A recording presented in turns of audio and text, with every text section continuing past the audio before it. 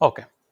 So ನಮ್ಮ ಯಾವುದೇ ಒಂದು ಫಿಸಿಕಲ್ ಕ್ವಾಂಟಿಟೀಸ್, ಯಾವ ಫಿಸಿಕಲ್ ಕ್ವಾಂಟಿಟೀಸ್ ನಾವು ಏನೋ ಒಂದು ಮೆಷರ್ಮೆಂಟ್ ಮಾಡ್ತೀವಿ. ಫಿಸಿಕ್ಸಲ್ಲಿ ಮೆಷರ್ಮೆಂಟೇ ತುಂಬ ಮುಖ್ಯ. ಸೊ ಆ ಮೆಷರ್ಮೆಂಟ್ಗೆ ನಮ್ಗೇನು ಬೇಕು, ಒಂದು ಫಿಸಿಕಲ್ ಕ್ವಾಂಟಿಟಿ ಇರಬೇಕು. The quantities by means of which we describe the laws of physics. ಅಂದರೆ ಇವಾಗ ಯಾವುದೇ ಲಾ ಇರ್ಬೋದು, ಪ್ಯಾಸ್ಕಲ್ ಲಾ ಇರ್ಬೋದು, ನ್ಯೂಟನ್ಸ್ ಲಾ ಇರ್ಬೋದು, ಯಾವುದೇ ಒಂದು ಲಾ ನಾವು ಡಿಸ್ಕಸ್ ಮಾಡಬೇಕು ಅಂದರೆ ಅದನ್ನ ಮೆಷರ್ ಮಾಡೋದಕ್ಕೆ ನಮಗೆ ಫಿಸಿಕಲ್ ಕ್ವಾಂಟಿಟೀಸ್ ಬೇಕಾಗುತ್ತೆ. ಯಾವ ಥರದ ಫಿಸಿಕಲ್ ಕ್ವಾಂಟಿಟೀಸು? ಅದಕ್ಕೊಂದು ಮ್ಯಾಗ್ನಿಟ್ಯೂಡ್ ಇರುತ್ತೆ, ಮತ್ತೆ ಅದಕ್ಕೊಂದು ಯೂನಿಟ್ ಇರುತ್ತೆ. ಸೊ ಅದನ್ನ ಯಾವುದಕ್ಕೆ ಒಂದು ಮ್ಯಾಗ್ನಿಟ್ಯೂಡ್ ಮತ್ತೆ ಯೂನಿಟ್ ಇರುತ್ತೋ ಅದನ್ನ ನಾವು ಫಿಸಿಕಲ್ ಕ್ವಾಂಟಿಟೀಸ್ ಅಂತ ಕರಿತೀವಿ. ಓಕೆ. ಸೊ ನೆಕ್ಸ್ಟ್, ಈ ಫಿಸಿಕಲ್ ಕ್ವಾಂಟಿಟೀಸು ಎರಡು ಥರ ಇರುತ್ತೆ. ಫಂಡಮೆಂಟಲ್ ಕ್ವಾಂಟಿಟೀಸು ಮತ್ತೆ ಡಿರೈವ್ಡ್ ಕ್ವಾಂಟಿಟೀಸ್ ಅಂತ. ಫಂಡಮೆಂಟಲ್ ಕ್ವಾಂಟಿಟೀಸ್ ಅಂದ್ರೆ ಏನು? The quantities which do not depend upon other physical quantities. ಅಂದ್ರೆ ಅದೇ ಮೇಯ್ನು, ಅದು ಬಿಟ್ಟು ಬೇರೆ ಏನಿರಲ್ಲ. ಇವಾಗ ಸಪೋಸ್ ಇದೇ ತರ 7 ಫಂಡಮೆಂಟಲ್ ಕ್ವಾಂಟಿಟೀಸ್ ಇದೆ. Mass, length, time, temperature, electric current, luminous intensity. ಇದು ನಿಮಗೆ ಆಪ್ಟಿಕ್ಸ್ ಅಲ್ಲಿ ಇದ್ರದ್ದು ನೋಡ್ತೀರಾ ನೀವು ತುಂಬ, ಆಯ್ತಾ? ಈ temperature, heat and thermodynamics chapters ಅಲ್ಲಿ ನೋಡ್ತೀರಾ. ಈ amount of substance, example mole, ಒಂದು ಮೋಲ್ ಅಂದ್ರೆ ಎಷ್ಟು, ಈ ಥರದ ಕ್ವಾಂಟಿಟೀಸ್ ಇರುತ್ತಲ್ಲ, ಇದನ್ನ ಅಮೌಂಟ್ ಆಫ್ ಸಬ್ಸ್ಟೆನ್ಸ್ ಅಂತ ಕರಿತೀರ. ಸೊ ಇದು ಫಂಡಮೆಂಟಲ್ ಕ್ವಾಂಟಿಟೀಸು. ಇದನ್ನ ಇಟ್ಕೊಂಡು ನಾವು ಬೇರೆದನ್ನ ಮಾಡ್ತೀವಿ. ಏನ್ ಮಾಡ್ತೀವಿ? ಡಿರೈವ್ ಮಾಡ್ತೀವಿ. ಅದಕ್ಕೆ ಇದು derived quantities. The quantities which are derive with the help of fundamental quantities are called derived quantities. Example ಹೇಳ್ತೀನಿ ನೋಡಿ. ಇಲ್ಲಿ ಸ್ಪೀಡ್ ಅಂತ ಕೊಟ್ಟಿದ್ದಾರೆ. Let me give you.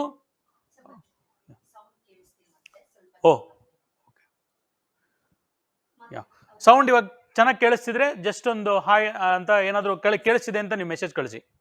Okay, fine. Okay, ನೋಡಿ ಇಲ್ಲಿ ಇವಾಗ ಅಲ್ಲಿ ಸ್ಪೀಡ್ ಅಂತ ಇತ್ತು. ನಾನು ಇಲ್ಲಿ ನಿಮಗೆ ವೆಲಾಸಿಟಿ ತಗೋಣ. So velocity is what? Distance or displacement. ವೆಕ್ಟರಲ್ಲಿ ಬರೀಬೇಕು ಅಂದರೆ ಡಿಸ್ಪ್ಲೇಸ್ಮೆಂಟ್ ಬೈ ಟೈಮ್. ಡಿಸ್ಪ್ಲೇಸ್ಮೆಂಟ್ ಅನ್ನೋದೇನೋ ಒಂದು ಡಿಸ್ಟೆನ್ಸ್ ಟ್ರಾವೆಲ್ ಮಾಡಿದ್ದೀರಾ ಅಂತ. ಇದನ್ನ ಯಾವ್ದ್ರಲ್ಲಿ ಮೆಜರ್ ಮಾಡ್ತೀವಿ? ಲೆಂತರ್ ಮೆಜರ್ ಮಾಡ್ತೀವಿ. ಮತ್ತೆ ಟೈಮು. ನಾವು ಫಂಡಮೆಂಟಲ್ ಕ್ವಾಂಟಿಟಿ ನೋಡಿ, ಲೆಂತ್ ಇದೆ ಮತ್ತೆ ಟೈಮ್ ಇದೆ. ಸೊ ಹಾಗಾಗಿ ಈ ಡಿರೈವ್ಡ್ ಕ್ವಾಂಟಿಟಿ ಯಾವುದು, ವೆಲಾಸಿಟಿ ಅನ್ನೋದೇನಿದೆ, ಈ ಡಿರೈವ್ಡ್ ಕ್ವಾಂಟಿಟಿ ಈ ಫಂಡಮೆಂಟಲ್ ಕ್ವಾಂಟಿಟೀಸ್ ಇಂದ ಬಂದಿದೆ. ಸೊ ಎರಡು ತರ, ಫಂಡಮೆಂಟಲ್ ಕ್ವಾಂಟಿಟೀಸ್ ಮತ್ತೆ ಡಿರೈವ್ಡ್ ಕ್ವಾಂಟಿಟೀಸು. ಸೊ ನೆಕ್ಸ್ಟ್, ಈ ಕ್ವಾಂಟಿಟೀಸ್ ನೋಡಿದ್ವಿ. ಆ ಕ್ವಾಂಟಿಟೀಸ್ಗೆ ಇರುವಂತ ಯೂನಿಟ್ಸ್ ಏನು ಅಂತ ನೋಡೋಣ. Units presently we actually use SI unit. KG, metre, second, Kelvin, ampere, ಮತ್ತೆ ಲೂಮಿನಸ್ ಇಂಟೆನ್ಸಿಟಿಗೆ ಕ್ಯಾಂಡಲ್ ಅಂತ ಕರೀತಾರೆ. ಮತ್ತೆ ಅಮೌಂಟ್ ಆಫ್ ಸಬ್ಸ್ಟೆನ್ಸ್, ಅದೇ ನಾ ಹೇಳಿದ್ದೆ, ಮೋಲ್ ನಿಮಗೆ. ಸೊ ಇದು ಪ್ರೆಸೆಂಟ್ಲಿ ಇರುವಂತ ಸಿಸ್ಟಮ್. ಬಟ್ ಹಿಂದೆ ಎಲ್ಲ ಏನು ಯೂಸ್ ಮಾಡ್ತಾ ಇದ್ರು? CGS, MKNS ಮತ್ತೆ FPS ಅದನ್ನು ಯೂಸ್ ಮಾಡ್ತಾ ಇದ್ರು. CGS ಅಂದ್ರೆ ಸೆಂಟಿಮೀಟರ್, ಗ್ರಾಮ್, ಸೆಕೆಂಡು. MKS ಅಂದ್ರೆ metre, seconds. FP okay, pounds ಮತ್ತೆ ಸೆಕೆಂಡು, ಇದರಲ್ಲಿ ಯೂಸ್ ಮಾಡ್ತಿದ್ವಿ. ಸೊ ಇವಾಗ ಏನ್ ಮಾಡ್ತೀವಿ? SI ಯೂನಿಟ್ಸ್ ಅಲ್ಲಿ ಯೂಸ್ ಮಾಡ್ತೀವಿ. ಸೊ ನೋಡೋಣ, ಮುಂದಕ್ಕೆ ಹೋಗ್ತಾ ಹೋಗ್ತಾ ನೋಡೋಣ. ಇದೆಲ್ಲ ಜಸ್ಟ್ ಸ್ಕ್ರೇಪ್ ಮಾಡ್ತಾ ಇದ್ದೀನಿ, ಯಾಕಂದ್ರೆ ಇದೆಲ್ಲ ನಿಮ್ಗೆ ಗೊತ್ತಿರುವಂತ ವಿಷಯಗಳಾಗಿರುತ್ತೆ. ಓಕೆ. ಸೊ ಆಮೇಲೆ ಇನ್ನು ಎರಡು ವಿಷಯ ಇದೆ. ಒಂದು ರೇಡಿಯನ್ ಮತ್ತೆ ಇನ್ನೊಂದು ಸ್ಟೆರೇಡಿಯನ್ ಅಂತ. ಯಾವುದೇ ಆಂಗಲ್ ನಾವು ಮೆಷರ್ ಮಾಡಬೇಕು ಅಂದ್ರೆ, ಸೊ ಏನೋ ಒಂದು ಆಂಗಲ್ ಇರುತ್ತೆ ಅಂತ ಇಟ್ಕೊಳ್ಳಿ. ಸೊ ಈ ಆಂಗಲ್ ಮೆಷರ್ ಮಾಡೋದಕ್ಕೆ ನಾವು will write anything in terms of radians. So ಒಂದು ರೇಡಿಯನ್ ಎಷ್ಟಪ್ಪ ಅಂದ್ರೆ angle subtended by an arc. So ನೋಡಿ, ಇದೊಂದು ಆರ್ಕ್, ಇದನ್ನ P ಅಂತ ಕರಿತೀನಿ, ಇದನ್ನ Q ಅಂತ ಕರೆಯೋಣ, ಈ ಸೆಂಟರ್ನ O ಅಂತ ಕರೆಯೋಣ. ಈ ಆರ್ಕ್ ಲೆಂತ್ ಇದೆಯಲ್ಲ, ಈ ಆರ್ಕ್ ಲೆಂತ್ ಅನ್ನ L ಅಂತ ಇಟ್ಕೊಂಡ್ರೆ, one radian is angle subtended by arc length equal to radius of the centre. So ಇದು ರೇಡಿಯಸ್. ಸೊ ಇದನ್ನ ಆರ್ಕ್ ಲೆಂತ್ ಅಂತ ಕರಿತೀವಿ ನಾವು. ಒಂದು ರೇಡಿಯನ್. ಓಕೆ. ಸೊ ಒಂದು ರೇಡಿಯನ್ ಲೆಕ್ಕದಲ್ಲಿ ತಗೊಂಡ್ರೆ ನಿಮಗೆ ಇದು ಇವಾಗ ಥೀಟಾ ಇದೆ. This theta is equal to arc divided by radius. ತುಂಬಾ ಇಂಪಾರ್ಟೆಂಟ್ ಇದು, ನಿಮಗೆ ನೆಕ್ಸ್ಟ್ ಯೂಸ್ ಆಗುತ್ತೆ ಇದು. ಸೊ ಈ ಆರ್ಕ್ ಲೆಂತ್ ಎಷ್ಟು? ನಾವಿಲ್ಲಿ L ಅಂತ ಕೊಟ್ಟಿದ್ವಿ. L ಡಿವೈಡೆಡ್ ಬೈ R, ಏನು ರೇಡಿಯಸ್ ಇತ್ತು ಅದು. This is the radian.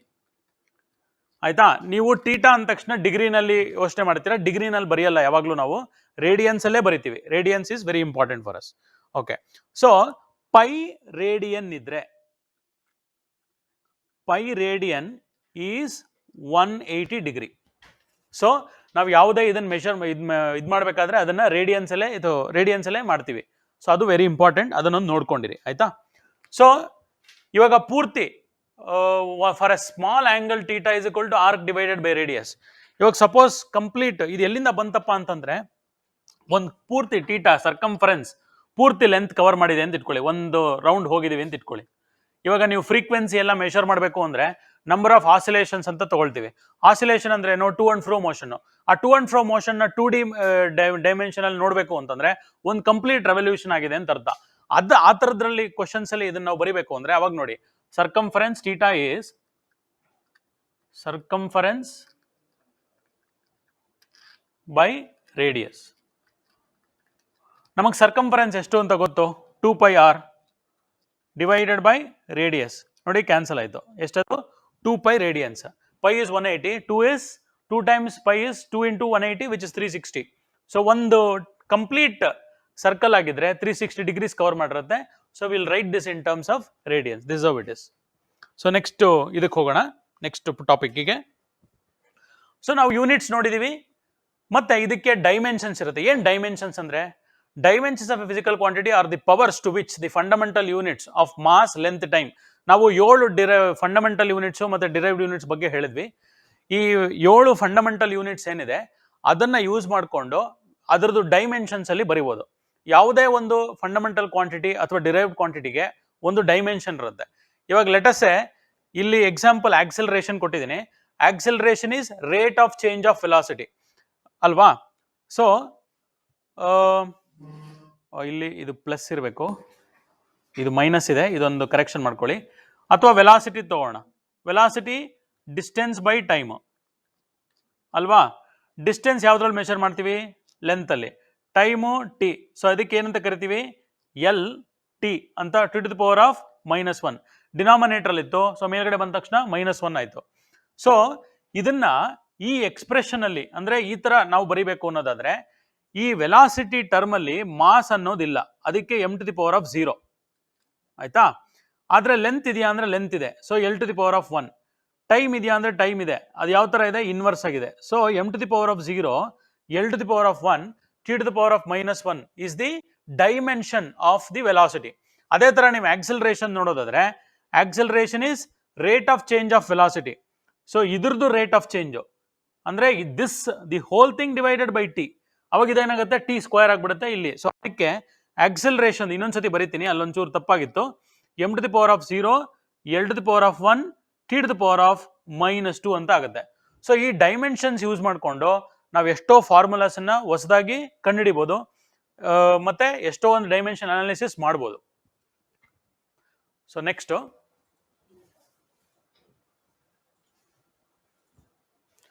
So ಈ ಡೈಮೆನ್ಷನ್ಸ್ 4 ತರ ನೋಡಿ. ಇದೊಂದು ತಿಳ್ಕೊಂಡ್ರೆ ನಿಮ್ಗೆ ಎಷ್ಟೊಂದು ಆನ್ಸರ್ಸ್ ಬರೆಯೋಕ್ಕೆ ತುಂಬಾ ಹೆಲ್ಪ್ ಆಗುತ್ತೆ. ಈಗ ಇದ್ರ ಬೇಸಿಸ್ ಮೇಲೆ ಕ್ವಶನ್ಸ್ ತುಂಬಾ ಬಂದೇ ಬರುತ್ತೆ. ಫಿಸಿಕಲ್ ಕ್ವಾಂಟಿಟಿ ವೇರಿಯಬಲ್ ಆಗಿರ್ಬೋದು ಮತ್ತೆ ಕಾನ್ಸ್ಟೆಂಟ್ ಆಗಿರ್ಬೋದು, ಯಾವುದೇ ಒಂದು ಫಿಸಿಕಲ್ ಕ್ವಾಂಟಿಟಿ. ಸೊ ಇವಾಗ ಸಪೋಸ್ ನಾನು ಹೇಳ್ತೀನಿ ನೋಡಿ, ಒಂದೊಂದ ಹೇಳ್ಕೊಂಡು ಹೋಗ್ತೀನಿ. ಡೈಮೆನ್ಷನಲ್ ನೋಡಿ, ಡೈಮೆನ್ಷನಲ್ ವೇರಿಯಬಲ್ ಅಂದ್ರೆ ಚೇಂಜ್ ಆಗುತ್ತೆ, ಆದ್ರೆ ಅದಕ್ಕೆ ಡೈಮೆನ್ಷನ್ ಇದೆ. ಸೊ ವೆಲಾಸಿಟಿ ಅದಕ್ಕೆ ಡೈಮೆನ್ಷನ್ ಇದೆಯಾ ಅಂದ್ರೆ ಇದೆ. ಏನಪ್ಪ ಡೈಮೆನ್ಷನ್ ವೆಲಾಸಿಟಿಗೆ ಅಂತಂದ್ರೆ m⁻0 l⁻1 t⁻⁻1 ಅಂತ ಇದೆ. ಆದ್ರೆ ವೆಲಾಸಿಟಿ ಚೇಂಜ್ ಆಗುತ್ತೆ. ಇವಾಗ ಚೀತಾದು ವೆಲಾಸಿಟಿ ಒಂದಿರುತ್ತೆ, ಆಮೆದು ವೆಲಾಸಿಟಿ ಒಂದಿರುತ್ತೆ, ಆನೆದು ವೆಲಾಸಿಟಿ ಒಂದಿರುತ್ತೆ, ಮನುಷ್ಯರು ನಡೆಯುವಂತ ವೆಲಾಸಿಟಿ ಬೇರೆ ಇರುತ್ತೆ, ಕಾರ್ ಹೋಗುವಂತ ಸ್ಪೀಡು ಬೇರೆ ಇರುತ್ತೆ. ಸೊ ಹಾಗಾಗಿ ಆ ಡೈಮೆನ್ಷನ್ಸ್ ಚೇಂಜ್ ಆಗ್ತಾ ಇದೆ. ಎಷ್ಟು ಡಿಸ್ಟೆನ್ಸ್ ಕವರ್ ಮಾಡ್ತಿದೆ ಪರ್ ಸೆಕೆಂಡ್ ಅದು ಚೇಂಜ್ ಆಗ್ತಿದೆ. ಆದ್ರೆ ಇಟ್ಸ್ ಎ ವೇರಿಯಬಲ್ ಅಂದ್ರೆ ಹೌದು, ಚೇಂಜ್ ಆಗ್ತಿರೋದಂದ್ರೆ ವೇರಿಯಬಲ್ ಅಂತ ಕರಿತೀವಿ. ಸೊ ಇಟ್ ಹ್ಯಾಸ್ ಡೈಮೆನ್ಷನ್ ಅಂದ್ರೆ it has dimension. So this is an example of dimensional variable. So ನೋಡಿ, ನಾನ್ ಡೈಮೆನ್ಷನಲ್ ಅಂತ ಅಥವಾ ಡೈಮೆನ್ಷನ್ ಲೆಸ್ ವೇರಿಯಬಲ್ ಅಂತ ಕರಿಬಹುದು. ವೇರಿಯಬಲ್ ಅಂದ್ರೆ ವೇರಿಯಬಲ್ ಬಟ್ ಡೈಮೆನ್ಷನ್ ಲೆಸ್, ಅದಕ್ಕೆ ಡೈಮೆನ್ಷನ್ ಇರಲ್ಲ. ಯಾಕೆ ಡೈಮೆನ್ಷನ್ ಇರಲ್ಲ ಅಂದ್ರೆ ನ್ಯೂಮರೇಟರ್ ಮತ್ತೆ ಡಿನಾಮಿನೇಟರ್ ಎರಡರಲ್ಲೂ ಸೇಮ್ ಯೂನಿಟ್ಸ್ ಇರುತ್ತೆ, ಆ ಎರಡೂ ಯೂನಿಟ್ಸ್ ಕ್ಯಾನ್ಸಲ್ ಆಗ್ಬಿಡುತ್ತೆ. ಸೊ ಹಾಗಾಗಿ ನೋಡಿ, ಎಕ್ಸಾಂಪಲ್ ನೋಡಿ, ಸ್ಟ್ರೈನ್ ತಗೊಳ್ಳಿ. What is strain? ಒಂದ್ ಸೆಕೆಂಡು, ಚೂರ್ ಮುಂದೆ ಹೋಗಿದೀವಿ ನಾವು. ಅದೇ ಸೇಮ್. ಸೊ ಇಲ್ಲಿ ನೋಡಿ, ಈಗ ಇಲ್ಲಿ ತೋರಿಸ್ತೀನಿ. ಇಲ್ಲಿ ನಾವು ಸ್ಟ್ರೈನ್ ಎಕ್ಸಾಂಪಲ್ ಅಥವಾ ರಿಫ್ರಾಕ್ಟಿವ್ ಇಂಡೆಕ್ಸ್ ಅಂತ ತಗೊಳ್ಳಿ. ರಿಫ್ರಾಕ್ಟಿವ್ ಇಂಡೆಕ್ಸ್ ಏನು? velocity of a material in a given medium divided by velocity in vacuum. So velocity in vacuum divided by velocity of the material in a given medium will give you the refractive index of the material.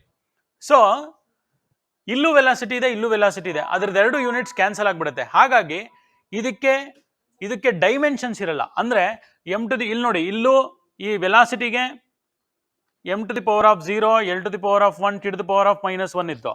ಇಲ್ಲೂ ವೆಲಾಸಿಟಿನೇ ಇದೆ, m to the power of 0, l to the power of 1, t to the power of -1 ಇದೆ. ಇದೆರಡೂ cancel ಆಗಿಬಿಡುತ್ತೆ. So ಹಾಗಾಗಿ ಇಲ್ಲಿ ಯಾವುದೇ ರೀತಿಯಾದ dimension ಇರಲ್ಲ. ಆದರೆ ಇದು ವೇರಿಯಬಲ್ ಅಂದ್ರೆ ವೇರಿಯಬಲ್. ಯಾಕೆ ಅಂದ್ರೆ ರಿಫ್ರಾಕ್ಟಿವ್ ಇಂಡೆಕ್ಸ್ ಒಂದೊಂದು ಮೆಟೀರಿಯಲ್ ಒಂದೊಂದಿರುತ್ತೆ. ಇವಾಗ ಗ್ಲಾಸ್ದು ರಿಫ್ರಾಕ್ಟಿವ್ ಇಂಡೆಕ್ಸ್ ಬೇರೆ, ವಾಟರ್ದು ರಿಫ್ರಾಕ್ಟಿವ್ ಇಂಡೆಕ್ಸ್ ಬೇರೆ. ಗ್ಲಾಸ್ದು 1.5 ಇರುತ್ತೆ, ವಾಟರ್ದು 1.33 ಇರುತ್ತೆ.